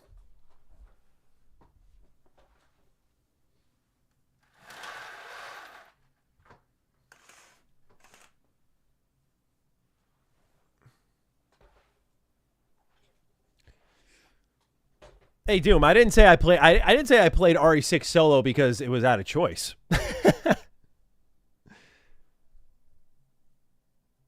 I'm sorry, but I have to disagree. I played solo too and gave up before Ada's campaign. How far did you get, Josh? Like, what campaign did you get on? I know you guys played. You and Josh, the Josh duo played Chris's campaign.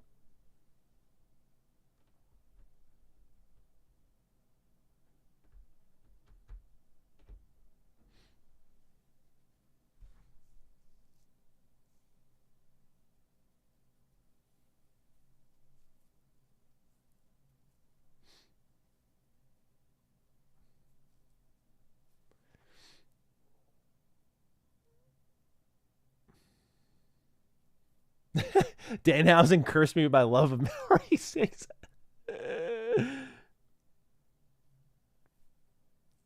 I did Leon, Chris, Jake solo a couple of years back, but we only played through some of Chris's. Oh, so you guys only got through 11 Chris's. That's so funny.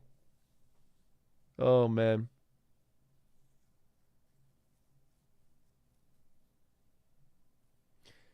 I have theories on what RE10 will be. I think the DLC will tell us more. DLC 1 needs to be Mercenaries mode. Just get us running around and shooting shit. That's one thing that RE6 has. Great Mercenaries mode. Great side content. They had a bunch of multiplayer modes too. They were like ready to take on Call of Duty, bro. It was crazy. We got a super chat here from Deos Damocles. Does RE1 need a remake with modern controls? I think for the more casual RE fan, if you want to call them that, yes, because it's the only one in the main series now that's out of sync. Literally everything from 2 remake, 3 remake, 4 remake, 5, 6, 7, 8 are all more approachable from their camera. And then you've got 1, which is still, it's got a great remake, by the way, but 1 is still a game that's kind of like trapped in that camera perspective. So yeah, I 100% think they need to do a remake of 1 with modern controls. I don't think tank controls are that bad though. Like if at least if my experience with Silent Hill was anything to go by, I think it's a little bit overplayed, but I also understand why it's not super appealing. I also think this would just be cool to see. And I won't get into spoilers as to why I think RE1 needs to be remade. But if you've been playing the new Resident Evil games, you know it feels like it's a story that we should know. I was just thinking that drawn out. Yeah, I was thinking like 1 should be like 7. Like it should be remade from the first person point of view. Especially because it's all enclosed environment. That would speak to the 7 fans. But also, given the characters you play as, like Chris and Jill, yeah, I want to see them. I think after what they did with Requiem, with the first and third person cameras being so great, ideally you do both. Because now you got fan bases of both. Wizdane, we just finished the KOTOR remake segment. Thank you for tuning in. But yeah, we just finished it. We still have a few more. We're going to talk about what's going on with the Steam machine. What else do I have on my list here? We're going to talk about Assassin's Creed's 2026 plans. And we're going to talk about Crimson Desert's controversial feature. KDOT wants the series to come to a conclusion. I was thinking a little bit about that, but I don't fully agree yet. I don't know what your endpoint really is, but what do we gain from Resident Evil ending? Especially with how many movies, shows, games it's got, spin-offs it's got. It's kind of like Pokemon. It's like it's just never going to end. But what I will say is that eventually, it's kind of like they're going to get into their WWE pocket where WWE is running out of their star power. And eventually they're going to be forced to like bring some actual faces in there that are new and build them up the same way they built up like a Cena or a Shawn Michaels. And the list goes on, like iconic dudes. Like you're going to have to eventually build a new Chris. You're going to have to eventually build a new Leon, or at least somewhat of that status. Grace is an excellent character. I can see her getting up there for sure. You know, they can definitely cycle in certain characters. Like Jill hasn't been a main face since 3, like 5's DLC. But like there are certain characters they can cycle back in and make them prominent. But I think eventually they are going to need to find some new faces for the franchise. And so they don't want to get caught flat-footed. Like, the beauty of 9 is it's the balance of the old and the new.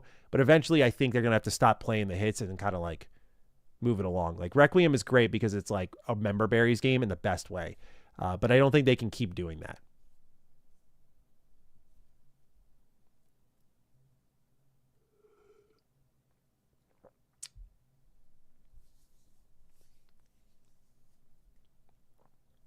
I think Jill will come back. Yeah, I'm a big believer in Jill Valentine returning.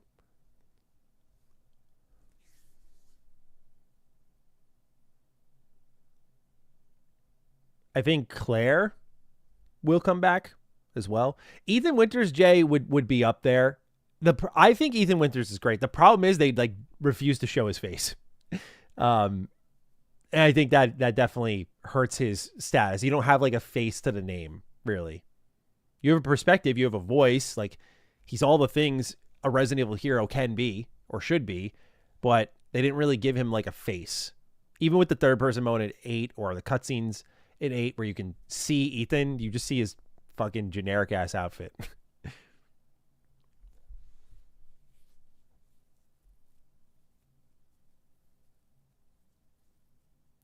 Well, we're going to see more Claire soon because I'm pretty sure she's like the main face of Code Veronica, from my understanding. So I was not aware of that. Like, I'm totally blind on what makes Code Veronica special, why people love it so much. That's why I want to play the original. I got to do a poll on Retro Rebound and see what people are thinking about if I should play like the original on Dreamcast or the PS1 version, or is the GameCube version passable? And I'll do some research online as well. But I want to make sure whenever I play the original Code Veronica that I'm playing the correct one.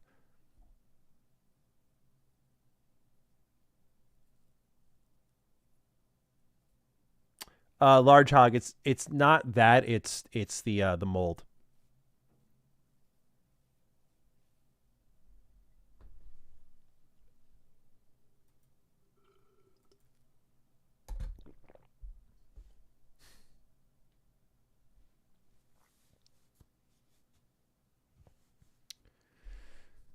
I think they do a good job with Ethan's character and making him interesting in RE8, but it definitely felt like he's the most fantastical character. But I really do like the Winter storyline. I don't know. Like, I didn't really care about it that much. I just loved RE7. That's arguably my favorite Resident Evil game. But then when I replayed RE7 and 8, I was like, dude, holy shit. Like, I really like this story. Like, it was just awesome from top to bottom. And like, they provided some crazy answers, but they were like fun type of crazy.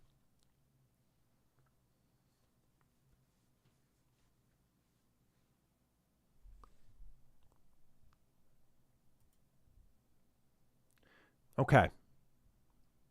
Let's get started with our next story, shall we? Good Resident Evil chat. I'm glad we got a lot of Resi heads here. Let's talk a little bit about the Steam machine, shall we? Let me bring up my notes. Okay. Let's do this. Ladies and gentlemen, the Steam machine remains in flux. It has been a bad time for Valve, and I don't blame them at all. But there's a lot of recapping to do here before we get into this story here and now and what's going on with the Steam machine and if it'll even come out this year. This really began when we got this blog post here from Valve on the Steam hardware and the launch timing. And their words were, originally, when we announced these products in November, we planned on being able to share specific pricing and launch dates by now. But the memory and storage shortages you've likely heard about across the industry have rapidly increased since then. The limited availability and growing prices of these critical components mean we must visit our exact shipping schedule and pricing, especially around the Steam machine and Steam frame. Our goal of shipping all 3 products in the first half of the year has not changed. So that was the statement we were living on for a while.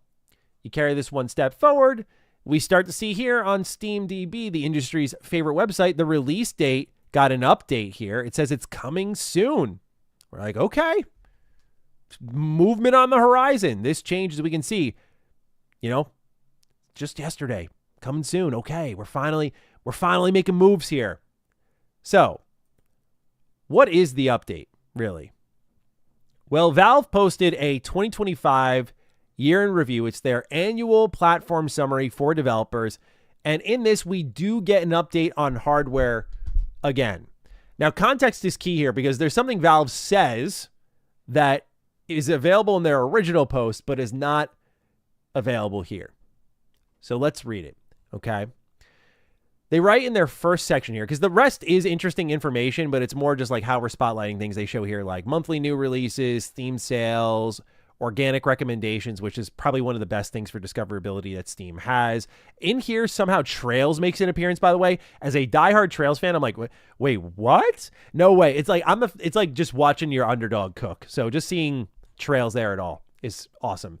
Anyway, it's a full 3-part breakdown if you want to read it all. What we're going to focus on here is section 1, hardware. They say, okay, we know this is technically the 2025 year in review, but to make sense of our hardware efforts, we need to go all the way back to 2013 when we first announced our plans to expand PC gaming into the living room. At that time, developers struggled with Linux compatibility. Valve was still learning about building and shipping physical products, and VR was a distant dream. We couldn't quite deliver the games, library, or user experience we were aiming at, even though players told us they were excited about playing PC games on the big screen. Fast forward to 2025, and we've solved a bunch of the hardest problems. The Proton compatibility layer brought thousands of excellent games to Linux and SteamOS at no cost to game developers. Millions of players have helped us refine and perfect the gamepad experience of shopping, playing, and chatting on Steam. Manufacturing learnings from the original Steam controller, the Steam Link streaming box, the Valve Index, and the Steam Deck all poured into realizing what we dreamed about more than a decade earlier. This is it. Like, they're building up this, right? A gaming-first living room experience, an open platform for customers, and if I could read, and wireless virtual reality headset with its own processing power, right? So this is all looking pretty good here. Now, this is the key quote. Here's the lineup of hardware we announced in 2025. We recently shared that there have been challenges with memory and storage shortages, but we will be shipping all 3 products this year. More updates will be shared as we finalize our plans. This is a bit of a change because last we had heard we're launching again in like the first half of the year, right? The last update we got here was right here, right? They said, we'll keep you up to date. We'll finalize those plans, but our goal is to ship in the first half of the year. So now we're hearing just this year, like hopefully sometime in 2026. But before that, you got to wonder if it was like the truth or something in between here. But Wario64 posts that Valve hopes to ship in 2026. So this is what it originally had on screen in this section here. They write, here's the lineup of hardware we announced in 2025. We hope to ship in 2026, but as we shared recently, memory and storage shortages have created challenges for us. Which says to me, it's like we might not even come out this year. We went from early 2026 to first half to hope for 2026 to we will ship in 2026. Now, could have been a mistake like that because they did update it after this, and that's where we got this post here saying that they will be shipping all these products in this year. So it is important to note that that is the recent statement. But when it did start off as they hope to ship, well, hope's a strong word, right? It's always important to have hope, but that's not really an actionable plan for something like the Steam Machine. Again, I don't blame Valve for this. It's unfortunate. And what's kind of squeezing them is also that the Steam Deck is sold out. So their hardware plans are kind of dried up right now. It's like, okay, we have to get the Steam Machine out. It's like it could just be a kind of barren year for Valve's hardware. Why is this? Well, a couple of things. One, of course, is the thing that you've already heard a million times before, but I will just remind you, RAM prices are going through the roof. We can literally see the chart here from 2024, where it starts over the last 18 months, and the spikes that start to happen toward the end of last year. And like, look where we started, below $50, and look at where we're at now. It's insane. Just look at all of these. Below 100, moving into the 200s. Again, below 100, up over 250. Below 100, now about to cross into 300. Below 100, over 300. You can see here This one's crazy. Around the 100 mark area, this has now hit over $600. Okay, and the list goes on. So RAM and just hardware prices are through the roof, and that's because, of course, of AI data centers demanding more and more. They're first in line for their vendors because they're paying a premium. And so Valve, with their, I like to say this lovingly and jokingly, their dinky little Steam machine compared to AI data centers are not high priority, and they don't get vendor deals more than likely. So therefore, they have to sit on their hands, because I'm sure in front of them in line is PlayStation, Nintendo, and Xbox, because Valve has kind of put themselves a little bit in this corner, not intentionally, again, not their fault. It's fine. This is their desire for their platform, but they have decided that the Steam machine will not be this extremely competitive product on the market. They've already said, like, we're not subsidizing. We're not aiming for console players. We're not trying to fill the void that Xbox has left behind.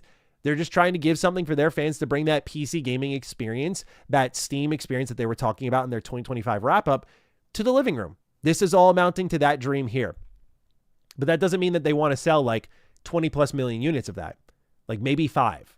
That's what they're looking at. So they're low priority, and I'm sure for the amount of money that Steam makes, they can sit on this thing.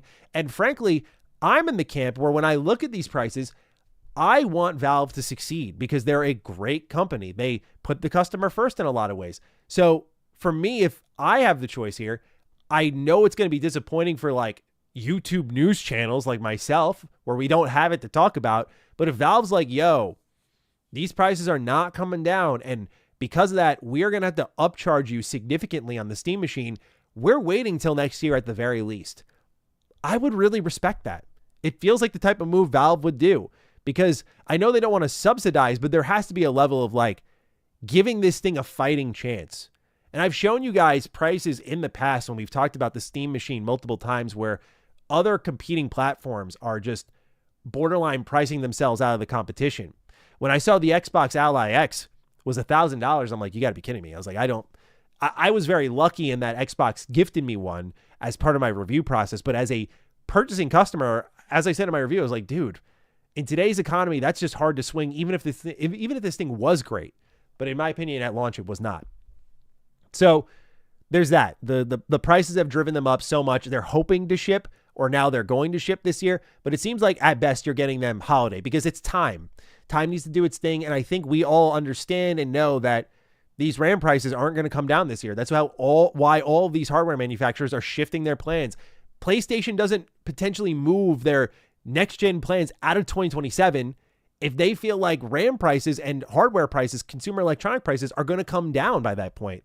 They will decide when they want to produce things. So if they're holding their plans, or Nintendo's looking at increasing the price of their Switch 2, I think Valve, like even next year might not be clear. So Valve is, again, kind of stuck. I feel so bad for them, because it's just like I've said it every time we talk about the Steam machine. It's just not a great time to be launching. And then things get a little bit interesting because their direct competition is sneaking up on them a little bit here. As we talked about a little bit with the Xbox Helix, or whatever it ends up being called, Asha Sharma confirmed that the Xbox Helix will lead in performance and play your Xbox and PC games.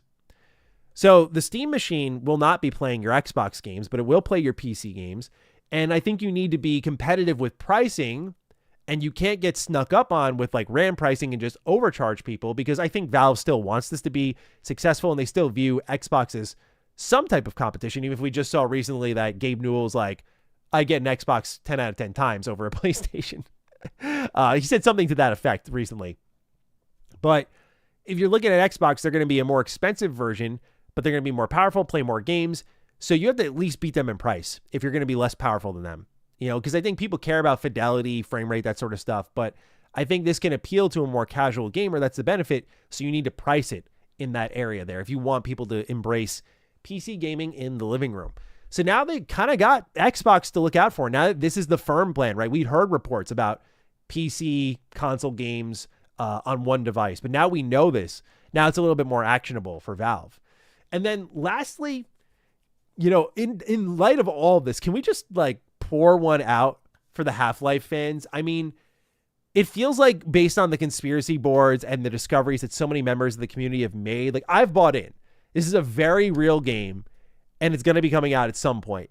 But it seems obvious that this game is directly tied to the Steam machine, whether it be because that would mark a momentous occasion for Valve, who can absolutely just hold on to the game, or because they want to push units with the game that feels impossible in Half-Life 3.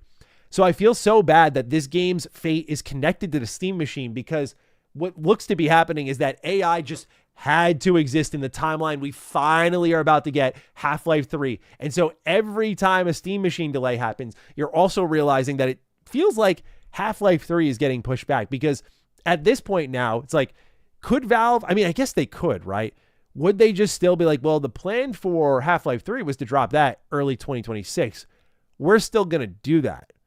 Or if you end up saying like, hey, Steam machine, you know, it's going to be a little more expensive than we thought. Here's that Half-Life 3. Kind of washes over any bad PR, creates an undeniable hype level for what Valve's doing one way or another, and they kind of beat their own bad news. It's a weapon that they can wield pretty effectively. But I feel bad for Half-Life fans because, again, I think this game's fate is very much tied to, or I should say its release fate is very much tied to the Steam machine. And Valve is clearly happy to sit on their hands and be like, we're just going to keep toiling away on this, perfecting it, because they have a whole marketplace that's making them tons of money. They're good. So they can wait on this. Their fate is not tied to hardware. There's a reason why they're not going all in on hardware. It's because they don't really need to. They're like a software company. They're a storefront.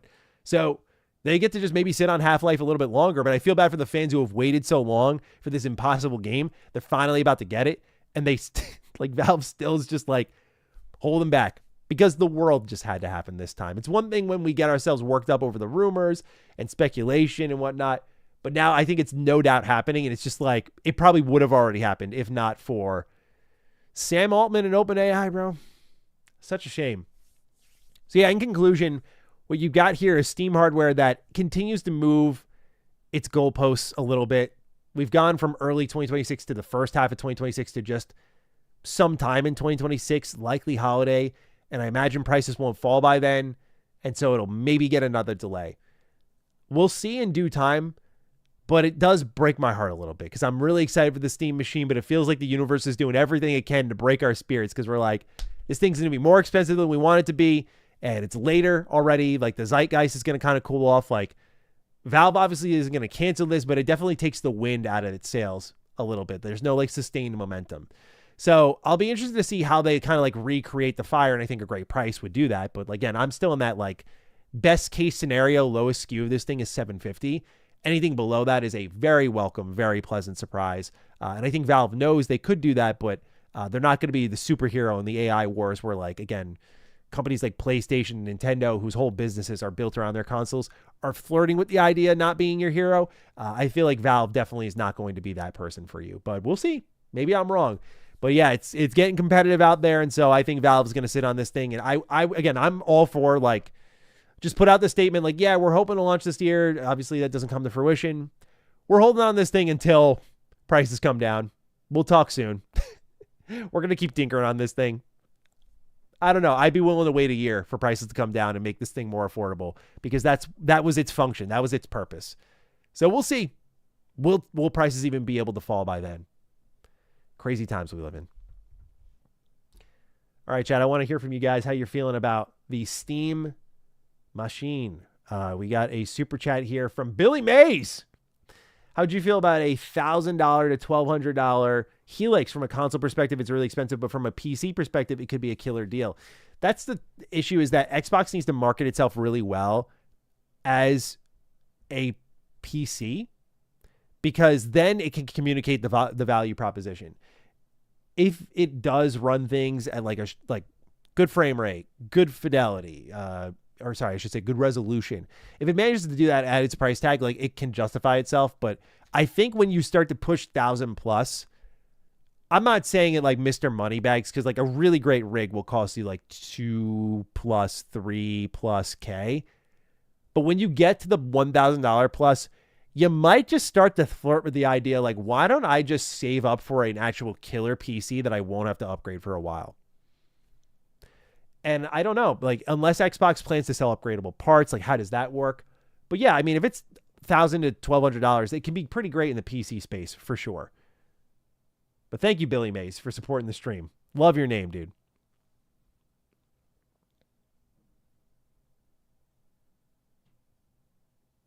Sam Altman does sound like a villain name. I agree, Josh.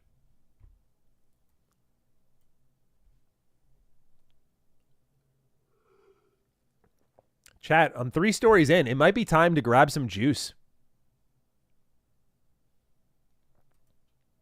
Might be time to grab some juice. Give me 1 sec. It's time to rehydrate for real, for real. Be right back.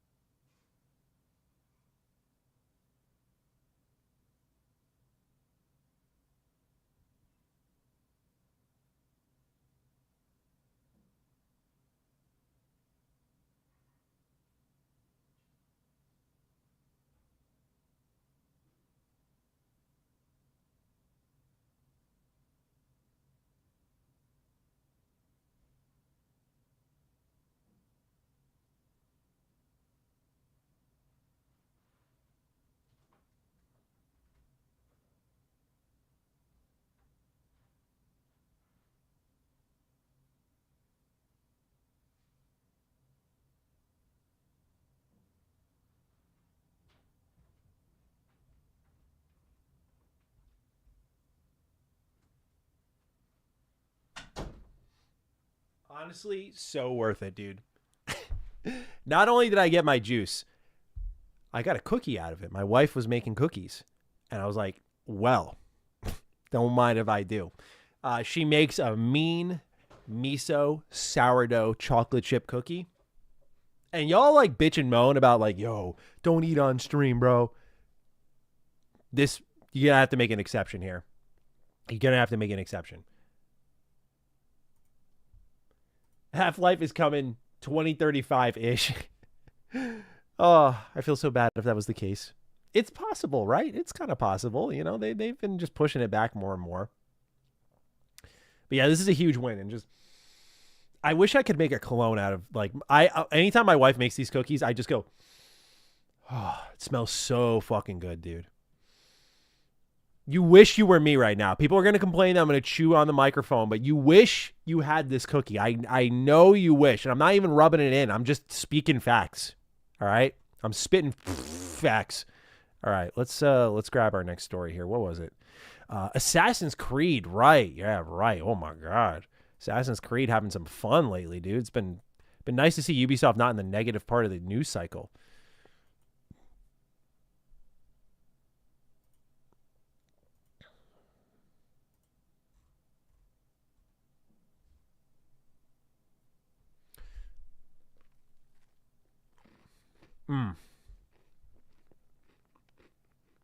Look how much chocolate is in that. Thanks for bearing with me. This is a special moment for me here. You're fasting? I need to do a fast. It's been a while since I've done a nice 24-hour fast.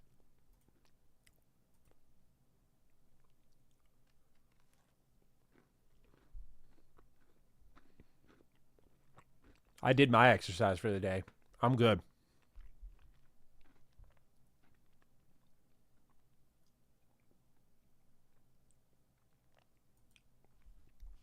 Ice Cap Lord continues to hold down the stream here. Sony gets new leadership, and their first moves are full exclusivity, region-locked consoles, and a potential handheld. This isn't a play at Helix. It's them trying to pursue a Japan dominated by Switch. This is true. Cog was talking about this. When he was in Japan, he was like, it was all Nintendo. Like, Sony's pursuit of the West lost them Japan, and they need Japan. So, good call here. Very good point.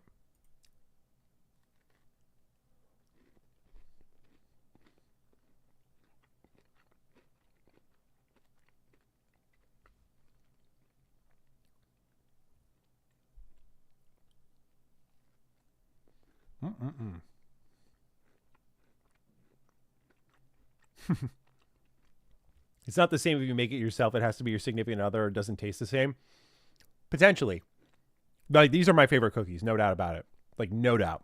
But an Oreo from the store, I'm just saying, Oreos are really good.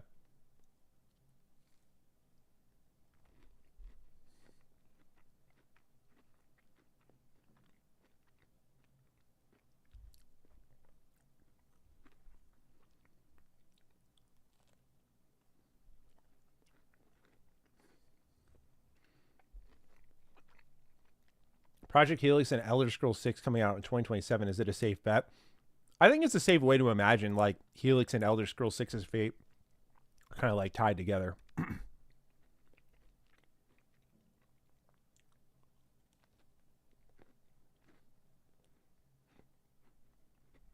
I'm sorry, guys. I know I see some people in chat that are like, I love a cookie right now. And let me tell you, you should really indulge. It's Saturday. It's the fucking weekend. You should have that cookie. I'm having it right now. I hesitated. I grabbed the juice and I'm like, okay, this is enough for me. This is going to be a wicked combo, by the way. Fuck the taste palette. But dude, it's the weekend. You worked hard.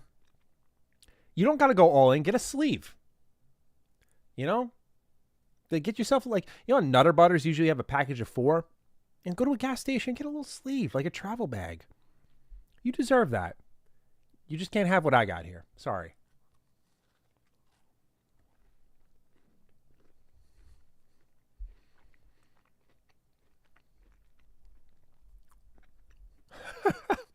Lasagna at 11:23 p.m. I love that. Lasagna is great at any time. Every Christmas, my mom makes a lasagna. And then at midnight, I always have it on Christmas Day. So, like, I should say this, the 25th going into the 26th, I have lasagna. It's been a yearly tradition since I was a kid.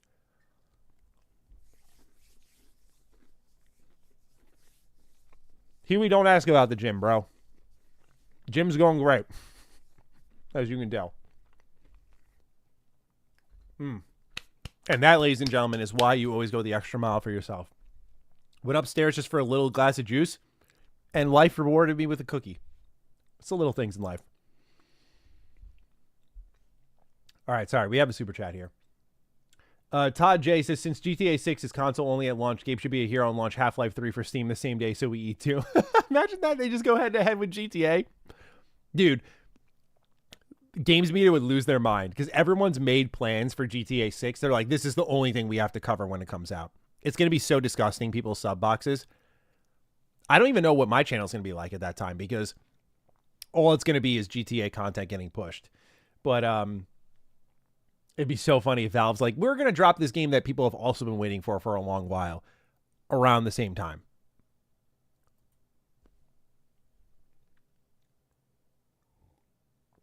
This is not murky pond water. This right here in my hands, again, cucumber, apple, grapes. This is not pond water. Although that's a great name for it. If I were to sell this juice, I would buy the pond water.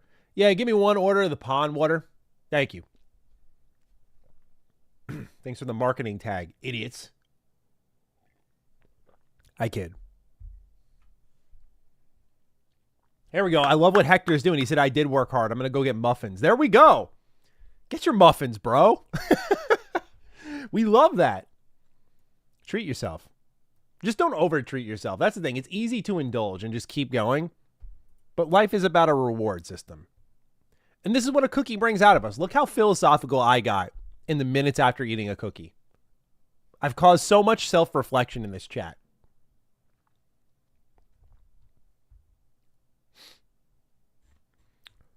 All right. Let me make sure I got everything ready for our next story here.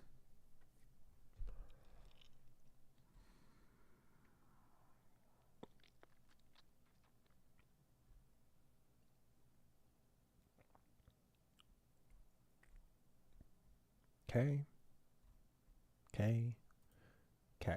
Okay, cool.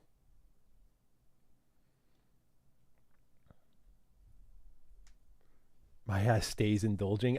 I get it. Like, I definitely, like, you know, it's so funny. My ass has stayed indulging because when my work gets busy, bro, my diet goes to complete shit. Like, takeout becomes so easy. And my wife and I have had takeout so much this last week or so. Like, not when I say takeout, I don't mean like go to McDonald's or whatever. It's like we'll go out to like a restaurant or something, but like it's just like it's I feel very lucky that we can do it, but I'm just like, it's so like we're both like, what are we doing? It's just so much because it's so easy. Truly, the pandemic, the worst thing that happened to me was discovering DoorDash and how easy it is. I love going out to eat, but like there are days where it's just like, oh, I can get that feeling at home.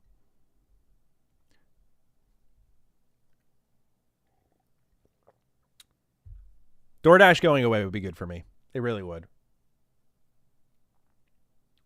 In videos, Matt, he's like, stay healthy, stay active. But on streams, he's like, eat whatever you want, indulge in it, bro. You catching me live, man. You catching me live. One's on the script, one's off. I hope find someone that looks at me the way Maddie looked at that cookie. Yeah, dude, my wife makes a fucking great chocolate chip cookie. She's made different types, but that miso, sourdough, chocolate chip cookie, it's gut friendly too, bro. It doesn't even feel like you dropped a bomb in your stomach. Like, it's crazy. I knew when the door dashing was getting out of control, though. I was craving McDonald's fries, and I'm not a fast food dude. Like, I don't. The furthest I go close to fast food is like Kava. Kava was really good. That was our takeout yesterday, and I was like, okay, we got to stop. We got to stop. Enough's enough as I eat a cookie today. Got to stop. We got to start skidding here at least. All right. I got my notes up here. Let's get started with Assassin's Creed here. I've yapped to you all enough about my lovely little cookie. Although, perhaps not enough. All right.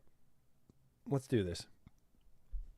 Ladies and gentlemen, we've talked a lot about Ubisoft already this year, and it feels like it's already been a full year worth of news with them, right? We started off the year like, oh my God, they're reorganizing their business, and we're seeing already like, here are new leaders for the Assassin's Creed brand, like Mark Alexi Cote, he's out. Like, there's so many different changes. Vantage Studios is taking over Assassin's Creed. And now we have this update here on top of the Hex leak that we talked about last time we sat down to talk Assassin's Creed here. What we've got here on Ubisoft's website is a brand update for Assassin's Creed into 2026. What we have here is head of content, Jean Gustin. He posted a video here. It's about a minute long, just saying like, hey guys, we're announcing some things. It's an unlisted video to kind of accompany this entire blog post here. But what we have here, I would be lying to you if I didn't say I walked away from it, like seeing the moves they're making with Assassin's Creed. I know it's easy to hate on Ubisoft, but I walk away from this and go like, okay, feels like we're headed in the right direction. But the one thing that always gets us with Assassin's Creed is a lot of their ideas sound fantastic on paper. And when you combine that with Ubisoft, who even in their worst state is really good at capturing a world, capturing a setting, like they have really great artists in my opinion. And when they capture that setting so well and the ideas look great on paper, it allows you to dream of potential, I think, a lot easier. And it's why Ubisoft has such a dedicated fan base in spite of it all. So what I want to do is go over Assassin's Creed in 2026, because what we've got here is updates on Shadows, really the end of it, Codename Hex, Invictus, Jade, as well as a confirmation of Black Flag Remake. We're going to go into rumors and leaks on when we might see that. And then also a really interesting random update on an Assassin's Creed game that I adore that suddenly is now 4K 60. So let's talk about it all. So first thing they open up with is that Assassin's Creed Shadows is about to turn 1. And if you need a reminder, again, of just how fast like time is moving, this is one of those moments here. Assassin's Creed Shadow already being a year old. I remember playing this for 15 hours, putting out a review on my Mr. Matty channel, literally titled, "You've already played this game." And like, that's how I broke it down here. So they say here that as we reach this milestone, Shadows will be moving into its final phase of support. We're winding things down with smaller, less frequent updates, but still a few surprises. At the same time, our teams will begin shifting more focus towards what's next for Assassin's Creed. I think this is significant because they originally planned for more expansions, but like the Attack on Titan update, I don't know if y'all saw that for Shadows, but that was really bad. Shadows has sold well, I think obviously we all expected it to sell an extraordinary amount given it was finally Assassin's Creed in Japan, but a lot of pre-launch blunders and quality issues with the game really hurt it. But this game was set for more support, but it looks like Ubisoft is trying to wipe the slate clean. We all assumed the game also did really bad. Like there was a part of the industry that thought it did really well, which is kind of where I fall. Like I think this game made a lot of money, but there's also the part of me that doubts that a little bit because of the actions of Ubisoft, where you're like, wouldn't you keep supporting it if it was doing well? But when you see that they've completely shaken up the brand, its leadership core, they've brought in Tencent money, they're setting up Vantage Studios. You do look at all this and think to yourself a little bit like, okay, maybe they're just trying to wipe the slate clean. So now they're moving on from Shadows, which was like the dream Assassin's Creed game for so long, and like we're done with it already after a year. They're like, what's next? Interestingly, codename Hex is considered kind of what's next. They say, while we know we haven't shared much about this one, it's being built with great care by our veteran team here at Ubisoft Montreal. Expect a unique, darker, narrative-driven Assassin's Creed experience set during a pivotal moment in history. You may have seen the recent news. I have taken on creative director for this project in addition to my responsibilities as head of content. And Jean Gustin was also part of the leadership core that was behind Assassin's Creed Black Flag. So definitely a good guy to have as a creative director if your feelings on Black Flag or anything to go by. He continues by saying, we are taking the time to deliver on this ambitious vision, which means we'll be quiet for a little while longer, but we love seeing all the enthusiasm happening on our channels and can't wait to unveil more when the time is right. And so right now, the rumor, as we covered on the Matty Slop channel, is holiday 2027 is when it looks like we're going to be getting it. And I won't say anything more because there were some story details that were also spoiled in light of that report, but yeah, they're taking a little while longer, which I think is good. Assassin's Creed needs even more time for polish if Shadows was anything to go by. And as part of Ubisoft's big company shakeup, a lot of things got delayed, including Assassin's Creed Black Flag Resynced, which we'll talk about in a moment here. But codename Hex is on the way. That's next year. Interestingly, Assassin's Creed is going back to multiplayer. Codename Invictus is progressing steadily with a test and learn approach. Codename Invictus is a PvP multiplayer Assassin's Creed experience led by a dedicated team of For Honor veterans at Ubisoft Montreal. And I mean, say what you will about Ubisoft, but I will definitely give some love to For Honor, one of their very unique games that I honestly thought we'd see a second one by now, but it continues on. They have these moments where their multiplayer just takes over, like Siege, For Honor. Like they just have these unique cuts where they just hang around for years. Anyway, Ubisoft continues by writing, we understand there's a lot of curiosity around this project. Yes, it's a new approach to multiplayer in the franchise, but isn't quite what the rumors have suggested. With player feedback at the heart of our approach, we're exploring ways to bring the community in earlier so we can shape the experience together. The team is incredibly passionate about what they're building, and their work reflects our broader goal of offering a wide array of experiences within the Assassin's Creed universe. So Assassin's Creed has this funky history with multiplayer. We've obviously heard about the Fall Guys game as well, but Assassin's Creed PvP had an interesting history where a lot of the mainline games, I think it began with Assassin's Creed Brotherhood, sort of had this Among Us style multiplayer mode where, you know, if you saw someone acting not like an NPC, it was probably the one who done it. If, you know, someone's actions were a bit suspicious, you'd probably want to take them out. And so I thought the multiplayer was fun for what it was, but I always had this joke in my friend group because we had that one friend who, like, we'd all be on Xbox Live Party Chat and you'd see all of our names in that party chat and you'd see like all the games we're playing. And at that time I was a complete Call of Duty kid. So you'd see all of us on like Call of Duty Modern Warfare or Call of Duty World at War, and it'd be all lined up like that in the 360 party chat. And you'd have my one friend, Assassin's Creed. And we're like, dude, but he wasn't great at Call of Duty, so he never wanted to play with us. But he was great at Assassin's Creed multiplayer. And I say that because I shared that story on Defining Duke, and I read the comments, and I've noticed a lot of people have that friend who was filthy at that like offshoot multiplayer mode, but they just could not pick up a gun in Call of Duty and work with that.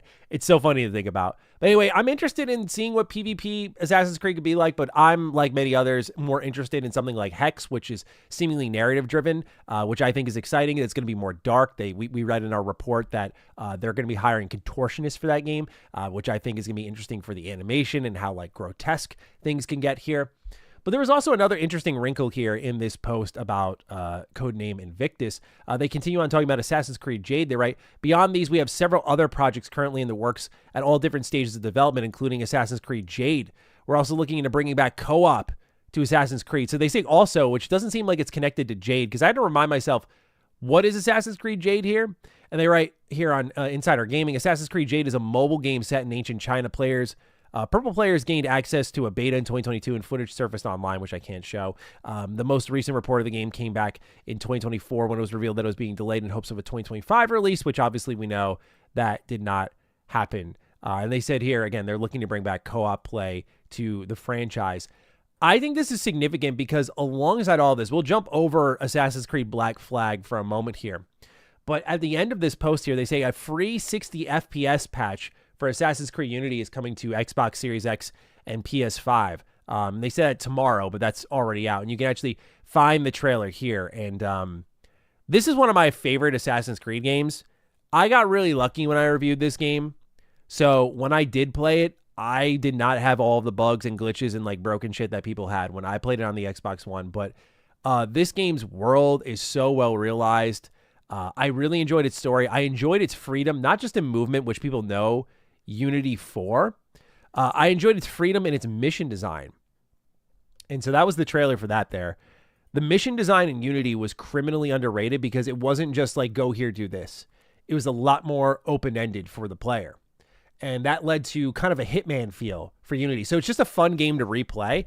And then its level design was really good, and its ambition for interior level design was so welcome.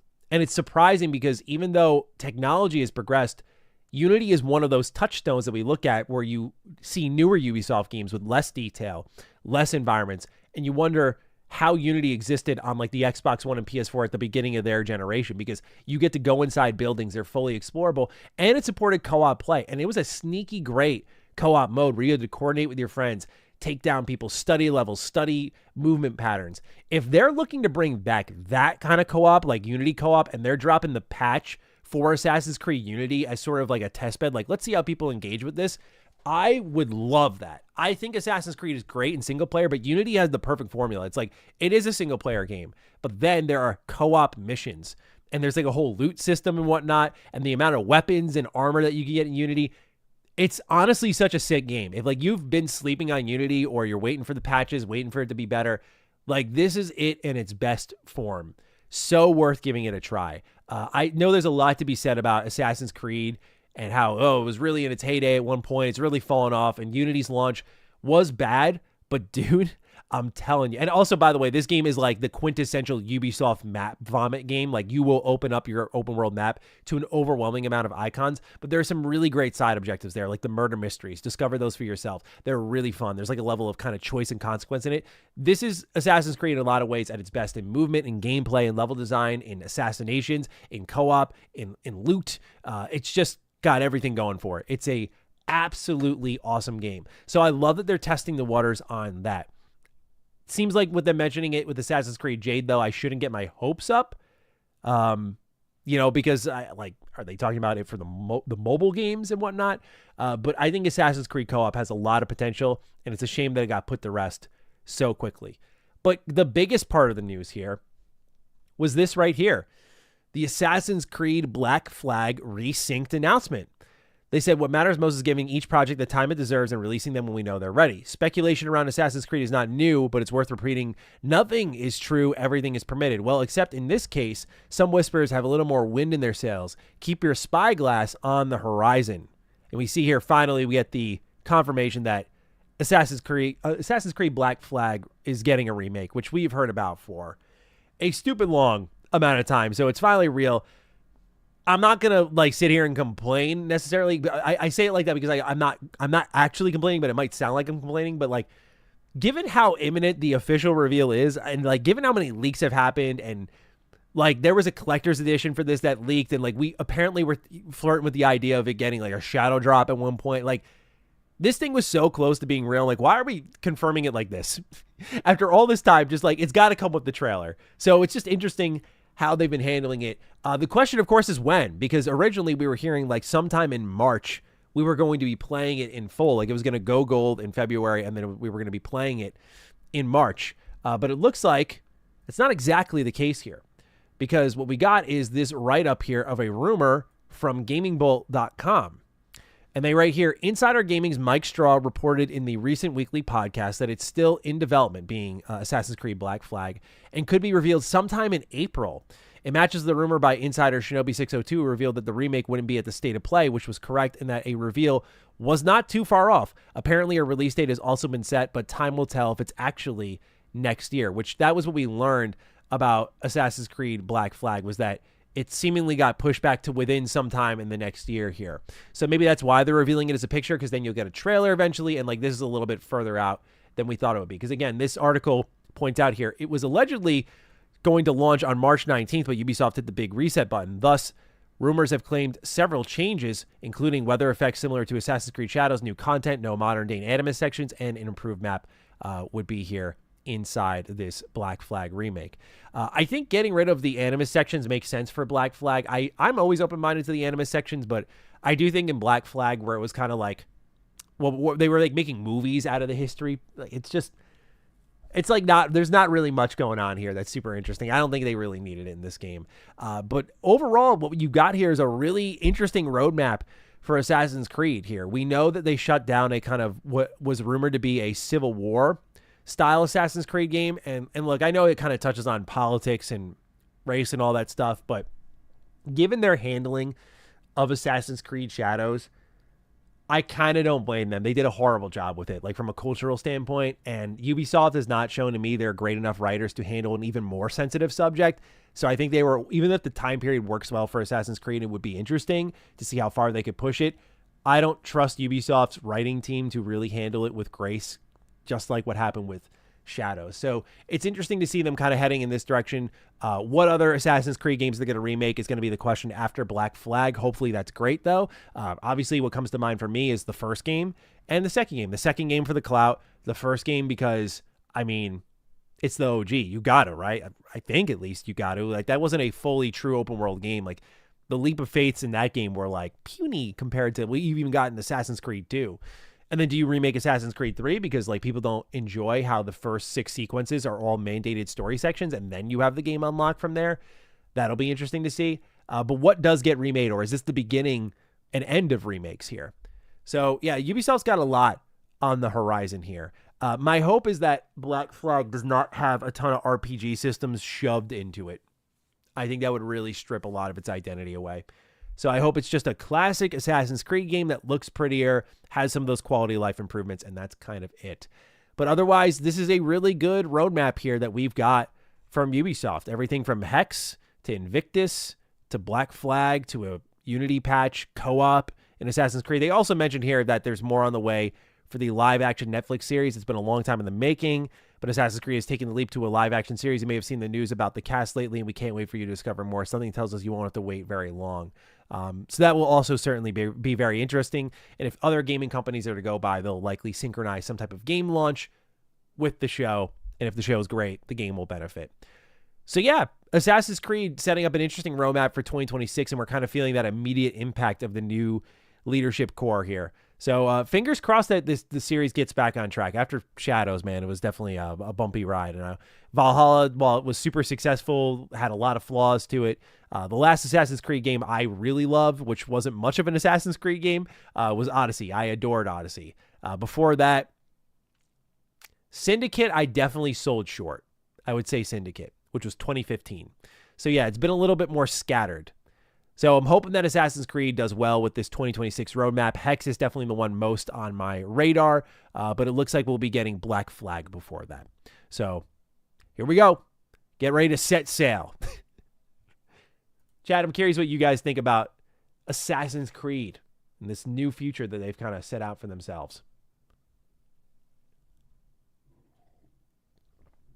Ooh, 20th anniversary of AC is next year, so they might remake one. That's interesting. I didn't know that aligned. I understand they're probably starting with the Black Flag remake because they already like had Skull and Bones assets everywhere, and they're like, dude, just put an assassin in there and like free money. I just hope the game doesn't feel like that. That's all.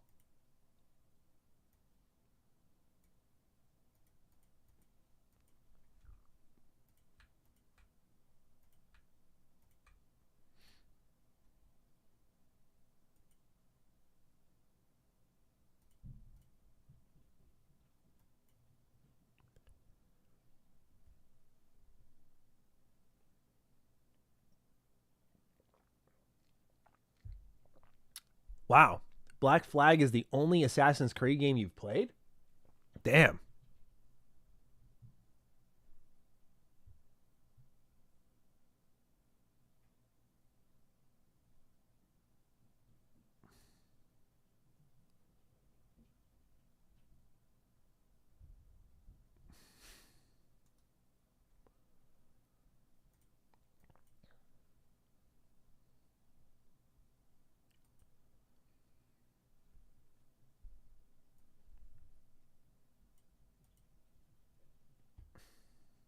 Plus 10 rides. Yeah, I'm drinking from the toilet right now. I just literally grabbed this cup, just went to my toilet and went, there we go. This definitely looks like the toilet juice that you'd find in Fallout 3. That's for sure.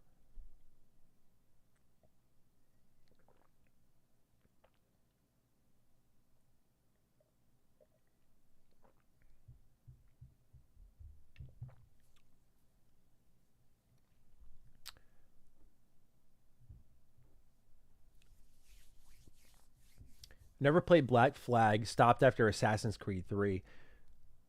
Yeah, I mean, I really liked Black Flag. I know a lot of people love it, like loved it way more. And I mean, I'd like to say I thought it was pretty great, but I was not. I think compared to the broader Assassin's Creed games, like there's plenty more I would put above it. So part of like the like adoration for it always caught me off guard. Not like it was weird or strange or unacceptable. Just again, I think of like 2. I think of anything with Ezio, really. I definitely like Unity more than Black Flag. Like, I don't know. Like Black Flag is a great game, but I just maybe that's why I'm looking forward to reconnecting with it with the remake, because I'm just like, what am I gonna love about this that I missed last time, or will I? I think Black Flag. Splicer saying that you 100%ed it. That was one of the things. It did have a good collectathon feeling. It was very fun to just sort of like, you know, chip through everything, get all the treasures, destroy all the bases.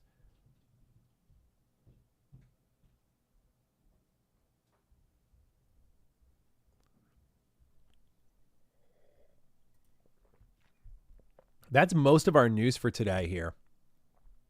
But we have one more that I wanted to talk about as sort of a roundup conversation.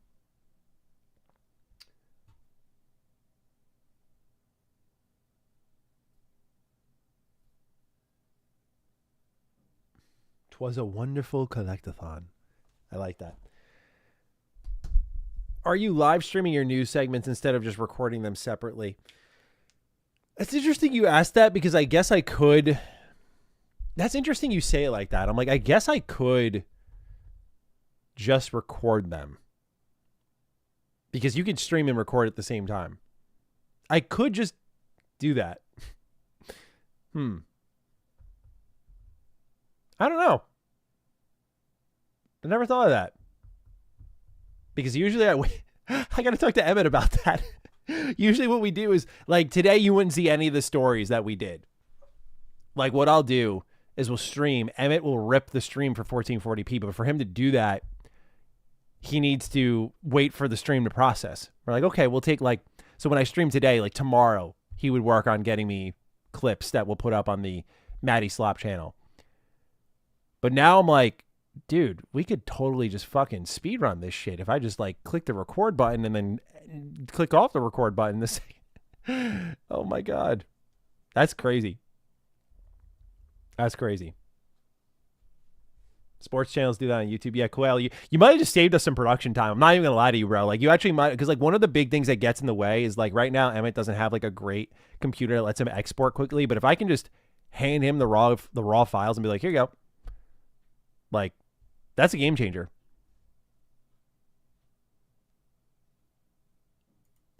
This is a hell of a question. Holy shit.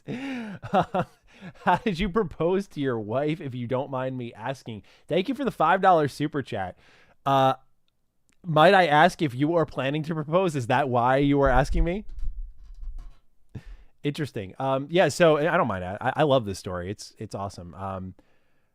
So we went to Niagara Falls. That's where I wanted to propose to her. Or originally I wanted to propose to her in Japan, but just the trip was so expensive that we kept like not being able to get there. And it was like one of those things where I was putting off the proposal. And so, what I did was we set up a trip for Niagara Falls, bought the ring, and then I did some research on a couple of spots because this place was like 6.5 hours away from where we were. So I researched online a couple of spots, but I've told her, I was like, I had to feel it out. I had to know a perfect place and time because I knew her and I are both like not social enough where I could not propose to her in front of a crowd. I knew she would dislike that. And frankly, I would, because I knew this is going to be like a sentimental moment because I'm about to propose to the love of my life. Like I want it to be special. And obviously even if you think you're going to be calm, cool, and collected, like the reality sits in, you're like, holy shit, this is it. And it's awesome. But yeah, so, when we got to our hotel, the rooms got fucked up in a good way where it actually turned out to be the perfect scouting position. So we got a room on the top floor and they literally had window to floor to ceiling windows. And so I was able to look out over Niagara Falls, which was a beautiful view from our room. And from there I got to scouting. And so I started to plant the seeds because when we got there that day, I was like, I know I'm proposing to her tonight. So I started to look around and I was like, okay, I found out when we were driving into, I was like trying not to be suspicious, but I'm kind of like looking around like this, like looking for the spots that I had Googled. I looked at some of the parks and I'm like, oh my God, the picture of the park showed the falls in the background, but the park actually in person between it and the falls is like a whole on road. I'm like, fuck, I can't do that. So like my plans got thrown into like the shitter immediately when I got there and I started to panic. But when we got that top room floor, I was like, okay, I can scout the position. So I'm kind of like looking around and I see there's Niagara Falls itself. And then there's like a pocket where all the people are. And then there's a bridge that no one really goes to that's like right on the falls itself. And I'm like, that's the spot. I was like, that's the spot. So we wanted to go out to dinner, but I insisted in a kind of uncharacteristic way. I was like, we need to go out. Like, I want to see the falls at nighttime before we go out to eat. Like, can we please? Yeah. So we went out and walked around and we walked to the bridge because I just tried to convince her. I was like, I just want to see the falls from this angle. There's too many people here, which fortunately there was a huge crowd. So I was like, okay, perfect diversion tactic. And then walked all the way to that bridge. Then clutch moment had to come in. I had 0 clutch gene though. No one was there until I reached into my pocket and had my hand on the ring box and I hear footsteps behind me and here comes like a group of 2. I'm like, I'm not going to propose while there's 2 fucking people walking by. So I have to try to do the thing that I've done for years at that point, which is make conversation with my then girlfriend, soon to be fiance. And I'm like, okay, I just need to say something. So I tell her like, I just love water. Like water's so good. Like I just start bullshitting and she starts laughing. She's like, what are you talking about? Like she's cracking up at me. And so now I have to wait for the moment to die down. Cause I'm like, okay, I can't just take a knee while she's talking to me about like, like the water's pretty, like she likes to cook me up and she rightfully was cooking me up. So I'm like, all right, I got to give it a couple more other minutes. I start to panic. Cause I'm like, okay, we have dinner soon. And also I can't rush this. And also she's going to want to start going soon. And so I'm like, all right. Let me just like take a second here. And then I just went for it. I full sent it. Like she just had her back turned. And I think I just like blacked out at that point. I don't remember. Like, I don't remember what I said to get her to turn around. I just remember asking her to marry me. She turned around.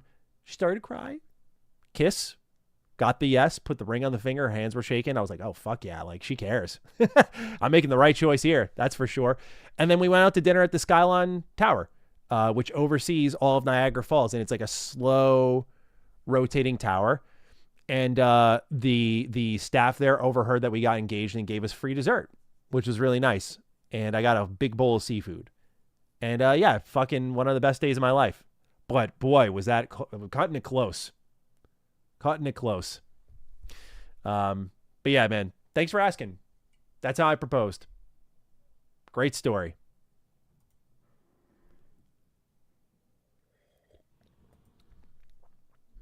The adrenaline did kick in, James. As a Canadian born and raised, Toronto forever, it's nice knowing this happened in Niagara. It's a gorgeous area. Yeah, it is. It's more beautiful than the picture suggested, honestly. And at nighttime when they have like the lights up and everything, unbelievable. Still one of my favorite views, like 100% worth it. And what I was happy about is because I wanted to propose in Japan. I was really happy I didn't feel like regret that like we proposed there. Like I didn't feel like I was settling. I was worried that might be like, would she feel that way? Would I feel that way? But it turned out to be perfect. And now it's like a spot that we really love and want to go back to. And also great retro game scene, dude. I got some great games out there. I was playing Pokemon Heart Gold while I was out there. I was living my best fucking life. Awesome, awesome week.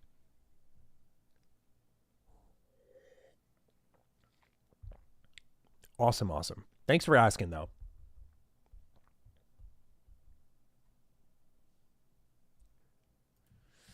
Let's see here. Let's get back to gaming. People talk about the times we'd get entire trilogies in a generation, not realizing we still get them with RE8, RE4, and RE9 from Capcom, or Final Fantasy VII Remake trilogy from Square Enix. It was just more frequent. You're right, but it was just more frequent. There are companies that are clearly on their shit, or projects within companies that are on their shit. Like Square Enix isn't on their shit outside of HD2D and Final Fantasy VII. Like, look at Kingdom Hearts. That's what I'm talking about, right? Kingdom Hearts used to get like a new game, a new spin-off, like every day. So many games. So yeah, I do think like, you know, Capcom is unbeatable right now. CD Projekt Red has similar ambitions. Like they want to just get games out quicker. Everyone wants to get games out quicker. So it will be interesting to see who delivers on that. But yes, there are some that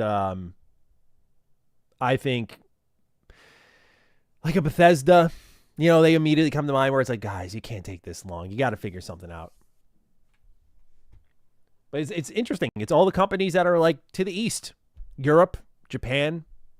The Western game development culture is just not the same, for better or for worse. Also meant to ask this last week, but would you rather Blade be in first or third person? W proposal, by the way. Oh, thank you. First person. I think Arcane cooks with first person. I think they do the immersive sim stuff.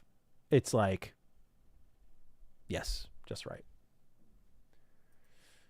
Meanwhile, I mutually broke up with my almost girlfriend today. Well, hey, dude, I say this with like all due respect, but like almost is sometimes a blessing in disguise, you know? Like, and mutually parting is also a great thing, dude. That's healthy. It shows you both know what you want. So there's a victory in that. So don't feel too bad. You know? Certainly I know that position though. I went through my college days were very dark. It just felt like the world was out to get me. So I get it, dude. But keep your head up. Final Fantasy was annual in 2006. It ain't the same. Yeah, like we need more. I know. Like I don't want annual because look, we want annual until we get it, and then we're like, it's too much. A great example of this is Assassin's Creed. Assassin's Creed was great as an annual franchise until like we hit that breaking point where, again, I look back at my review on Syndicate. That's a game I need to do a new retrospective on for Retro Rebound because I want to give that game the kind of like truth it deserves, which is like I was burnt out on Assassin's Creed by the time I reviewed it, and so I don't think it got really like a positive review for me. But when I go back and play it now, I'm like, yeah, Syndicate's got some issues still. Like its story isn't really great. Ubisoft kind of overhyped the combat system, but its world is fucking awesome. It uses all the Unity tech. There's a World War I story mode in there. It's great. It's really great. So yeah, like that fatigue. I don't want everything to go back to annualized, but do I want to go back to like, can we finish a story in a generation? Like that would be great. That would be really great. Like finishing a story in 6 years, that should always be the goal.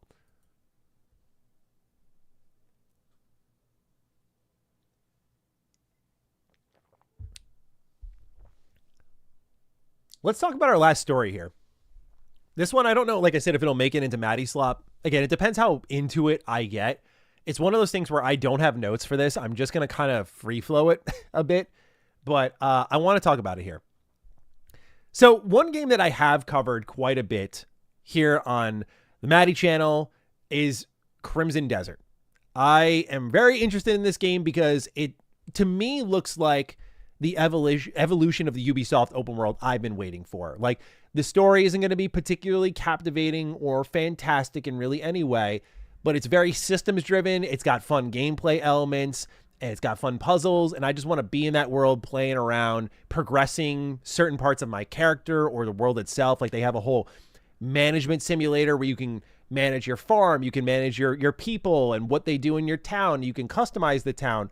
I love that sort of stuff. And so I can totally get lost in those systems. And if Pokemon Pocopia is anything to go by, when you do your town building and that sort of like organic, gradual building out of your civilization, well, it can be a whole game unto itself. I also look at the Yakuza franchise, and that's just also fantastic stories, but really systems driven, mini game driven. Like the game is in the driving, behind the steering wheel. That's the word I was looking for. So Crimson Desert reminds me of those games a little bit here. I say all of this because I want to make a few things clear before I get deep into this conversation on this game. One was already made. I'm excited for it. Two, this is going to be an annoying conversation. It's not to pick on Crimson Desert, but it is a game alongside another game that has done this that are notable enough where we're starting to see a trend. And I want to talk more about the trend, but at the center of this trend is Crimson Desert. And so I'm not outraged at Crimson Desert. I very much plan on buying and playing this game still, but it is at the center of an otherwise broader conversation about game narrative and attention span. So I want to make sure those are clear and that we're not burning it down. Like you can go look at all my Crimson Desert coverage on my MrMattyPlays channel. It's been very positive on the game. What I want to talk to you all about is this new fast forward button that's making the rounds on social media. The quote from IGN is, "It isn't TikTok brain. Crimson Desert's fast forward dialogue button lets you speed through dialogue and people have plenty to say about it." They write, "Crimson Desert is almost upon us and we're now getting a sense of what it's all about, how exactly this ambitious open world action adventure works. IGN's recent preview, for example, is packed with fresh details. However, we jumped down a little bit and Twitter user Jake Lucky posted footage of fast forward in action, which we can see here in just a moment. But the caption he wrote is, "One of the features I really liked in Crimson Desert is you can fast forward through dialogue while still being able to understand the context. It's not a jump skip, but a time save." I am all about efficiency maxing, but again, this is where it's not me picking on Crimson Desert, but is the perfect center point for this conversation in another game that's doing it, and why I don't think efficiency maxing makes a lot of sense for a game this big. But I want you to just see for yourself in action what this looks and sounds like. So here, have a gander. Go easy, will you? This is what it is. It's completely fast forwarded, Get your and you can just pause it whenever you want, and then it resumes into the normal gameplay. Why did you summon So me? this is the equivalent of like chaos to your if world, you the were consequences of to, which I don't know, watch a TikTok or a reel and you hold down on the screen and it goes at like 1.5 or 2 times speed or whatever your preset is. Or people who watch even my YouTube content at 1.5 or 2 times speed. They just want to get through it quicker. They're efficiency maxing. And so we're seeing this carry over into the, oh wait, did I fuck up? I'm sorry, I fucked up. I didn't hit my, let me restart my talking point. Hang on. We're going to use the magic of video editing here. I apologize. Let me do that one more time. I'm efficiency maxing for real now. I wish we could see it. I know. I'm sorry, guys. Let me do that again. Sorry. It would be really awesome if you could see exactly what I was talking about. Okay. Let's pick that up again. Now, what you're going to see here is basically this in motion. So I want you to feast your eyes on it for a little bit, and then I'll give some thoughts on it here. Okay. So this is totally like the first time I'm doing this, by the way. Those of you who are watching the VOD afterwards, like, this is totally the first time I'm doing this. Now, what you'll see here, again, is that this is what you get. You can fast forward the cutscene. You can pause whenever. You can see it resumes into its normal gameplay speed afterwards. You're not fast forwarding the game itself, just the cutscene here. And the equivalent is like a TikTok or a reel. You hold down the center button on your phone, or the screen, I should say, and it fast forwards, and you can get through that reel a little bit quicker. Many of you probably watch my YouTube videos in 1.5 or 2 times speed, and so you can efficiency max your Matty content, while as Jake Lucky had said here, you can still get the context. It's not a time or jump skip, but a time saver here. Now, there's a couple of thoughts here. Number one, I don't want Crimson Desert to fully be the center of the conversation in that they're the only ones doing this. This is an option that was added after the launch to Final Fantasy VII Rebirth, which Kotaku labels clearly it is a 100+ hour game, and it's an option for the cutscenes here. And we have Hamaguchi here who is tweeting about it. He says the fast forward feature added in the update allows you to change the playback speed, just like a streaming movie. Give it a try. And again, we can see that And there it was, in motion the first here. step on our new And then you can, I think, flip between the two. Wedge. Yeah, you can see also here that they speed it up a little bit. So you can put it up in the 2x speed. You can see You where better my be mouse is. remember every lap you. Okay. So, yeah, like this is something that's starting to find its way into games a little bit more. Now, I'm not usually a read the replies and react kind of content creator, but I think Jake has found himself as the subject of the conversation because of him saying, again, he really liked it. And then someone said, you're playing an RPG, which, by the way, they've been very clear. Crimson Desert's not an RPG. So let's get that out of the conversation as well. I'll explain why. But he says, you're playing an RPG, but you're happy you can skip dialogue. I'd like to play an FPS, but can we have a button that lets me skip the shooting? And Jake says, hey, when you only got 5 hours to play, it sure is nice. Plus, not every dialogue was something I needed the full story on, like rescuing a cat off the roof, to each their own. And to which I say, like, 5 hours is more than I think most adults. Like, sincerely. Most adults are not playing for 5 hours in a night. But I get the point he's making, which is like, hey, compared to everything, how much I used the game, 5 hours is the most I can fit. And that's a lot. And so in turn, because of replies like that, this clip has gone mighty viral, right? A lot of impressions, a lot of quote tweets, a lot of replies, a lot of discourse. And so there's a number of things I want to talk about with this. Between games like Final Fantasy VII Rebirth and Crimson Desert, we do need to have a conversation about efficiency maxing in a way that I like to frame it, which is simply this. I do feel like there's a level of, like, you know, when you drive fast over the speed limit, or you're driving around and you're not speeding, but someone speeds by you and you have the context of the times you have tried to speed, hypothetically speaking, and you realize when you get to your destination, depending on the speed you were going at, that 15-minute drive may have ended up being 13 minutes, but you put yourself in danger, and this is more so just talking about cars at this point. You put yourself in danger and others in danger, but you really only did that to save 2 minutes, right? Now, it's not nearly that serious in a video game. Crimson Desert is a game that has an accessibility feature, and you can use it how you want to. Because I think the third point I wanted to make that I was talking about earlier, where I said like 1, 2, third point I want to make is I'm not going to shame anyone for using this. But I think if you are trying to efficiency max in a game like Crimson Desert, you need to reassess what game you are playing in the first place.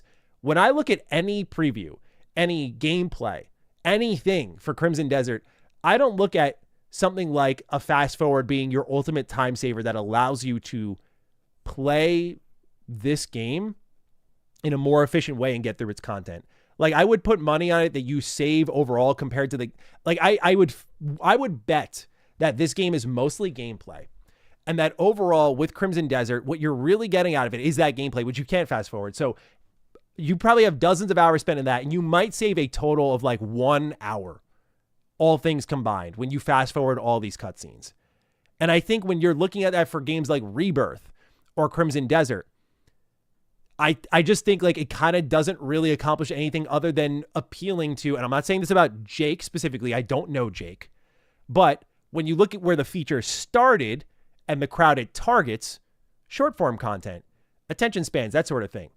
So there's that element where I'm just like, we're really targeting the wrong thing. Like, you don't sit down in a movie theater, although Hamaguchi says again that it's like streaming a movie. So yeah, at home, you control that experience.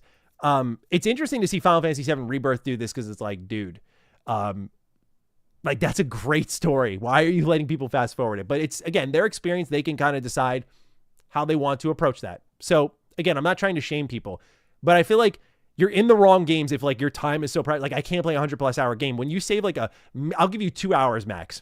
When you save that much by fast forwarding your cutscenes, I'm like, do you really feel like that's making that big of a difference where now you can tackle those games? I don't think it does.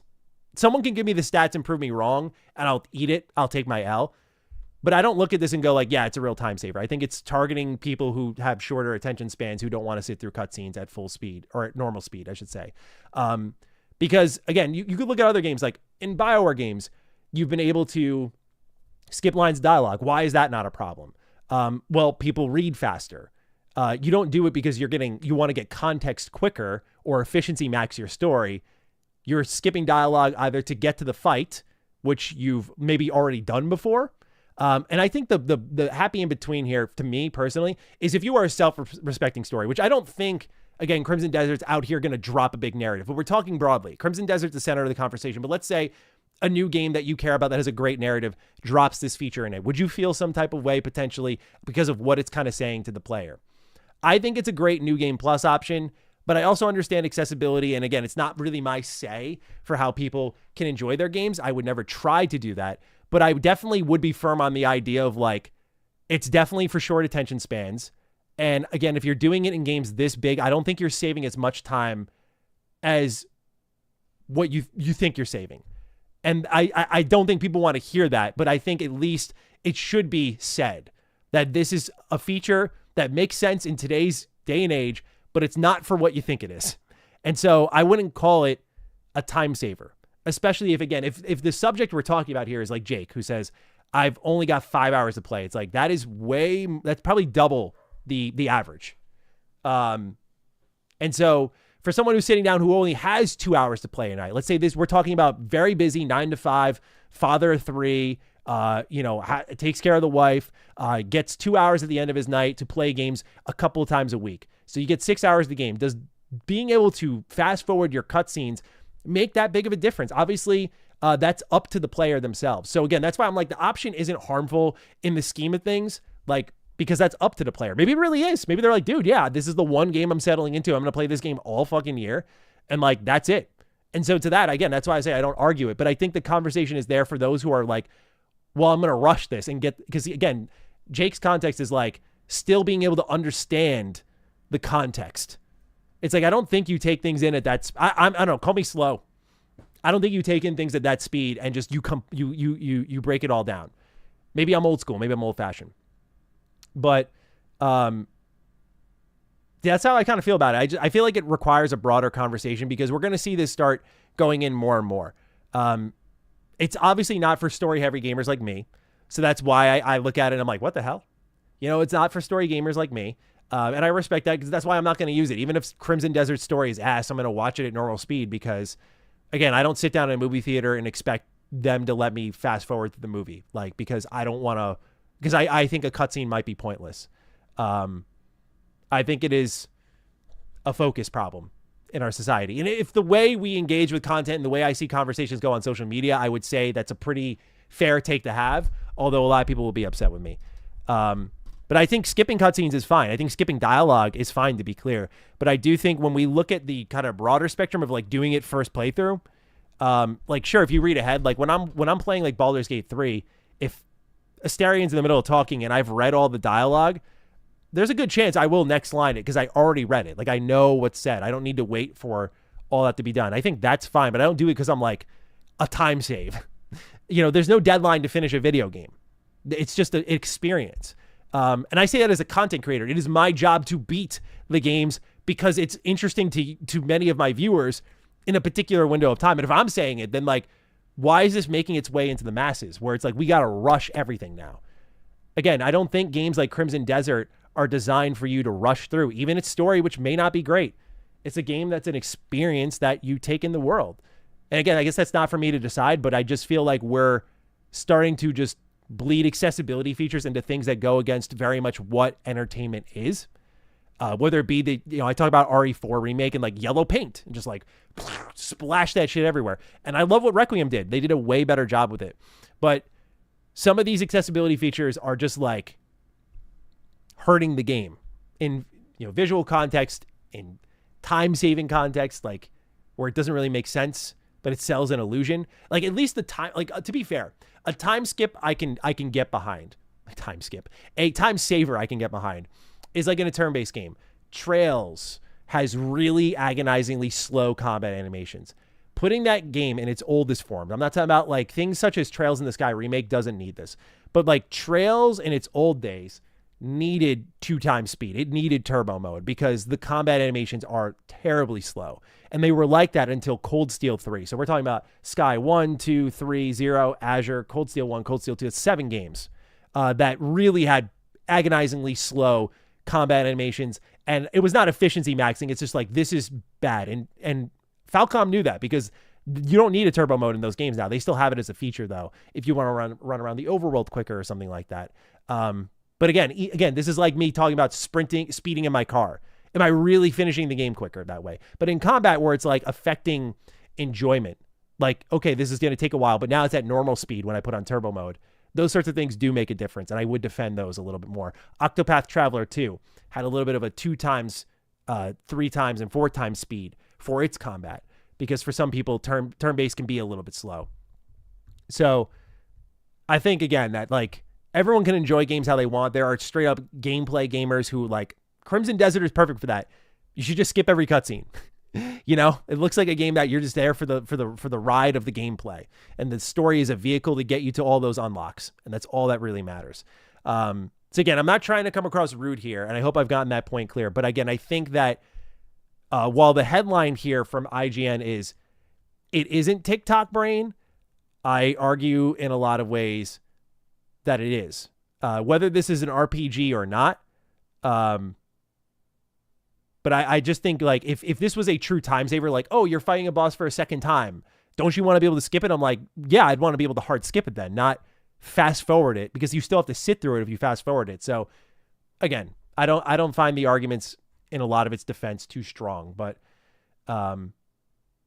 that's my take on the controversial. I mean, hey, games got to be doing pretty well if this is its biggest controversy. That and console footage, at least at the time of talking about this. So Crimson Desert's fine, but it is a broader conversation to have about fast-forwarding cutscenes in video games and what that really means for people taking in storytelling of any kind. I'm curious what chat thinks here.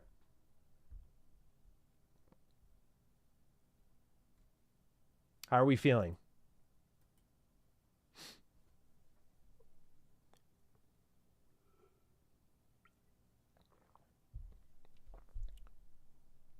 I also think about like reviewers playing games on fast forward, and I'm like, they're the ones you count on for like setting the standard of like the score for your game. And if you give them a tool like that and they can just rush your story, even if it's good, they'll just not take in all that information, and that could kind of like fuck things up too. I don't know. It's like a dangerous game to play, I feel. Maddie learning how few gamers care about story. Come on now. Oh, hey, this is cool. Check this out. Mouse PI for hire. I don't follow him. What? Oh, I love this.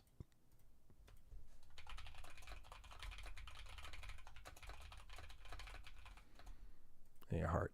Where's a heart? Give me a heart. Bang. Cool.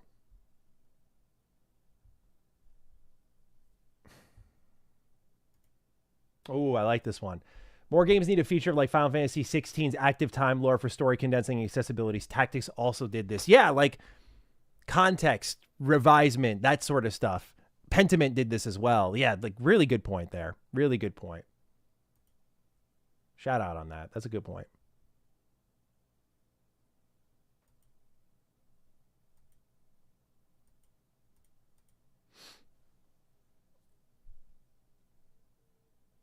I'm loving the mouse PI for hire love in the chat, dude. Yeah, just fucking, that game's sick. That game's going to be awesome.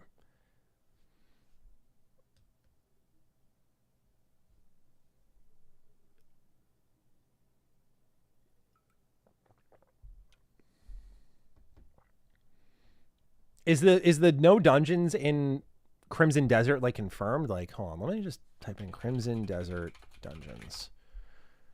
Oh, it's just kind of like a rumor.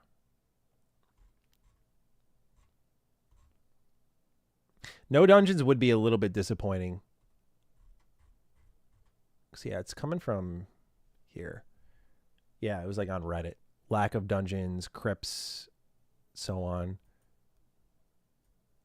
Oh, but it's getting defended. You haven't even played the game. Gotta give it a chance. Goddamn, like, people are very defensive of this game, and like I say as someone who's excited for the game, like people are very defensive of the game. Like, I get it, but just like, it's okay to ask questions like that. It's the same thing with like the console version. When people are like, "Where's the PS5 version?" and Will Powers, who's done a great job doing PR for the game, was like, "Let us cook." I'm like, he's like, "You guys gotta be patient." And I'm like, it's out in like now under 2 weeks. Like, definitely deserves some console footage so people can pre-order, but I don't know.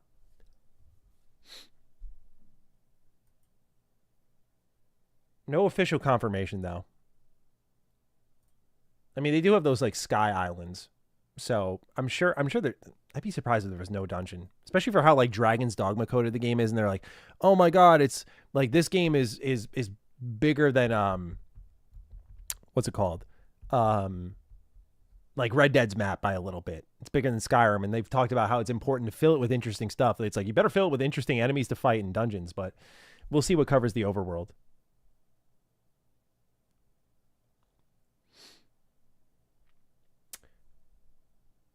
Anyway, that was a hell of a stream.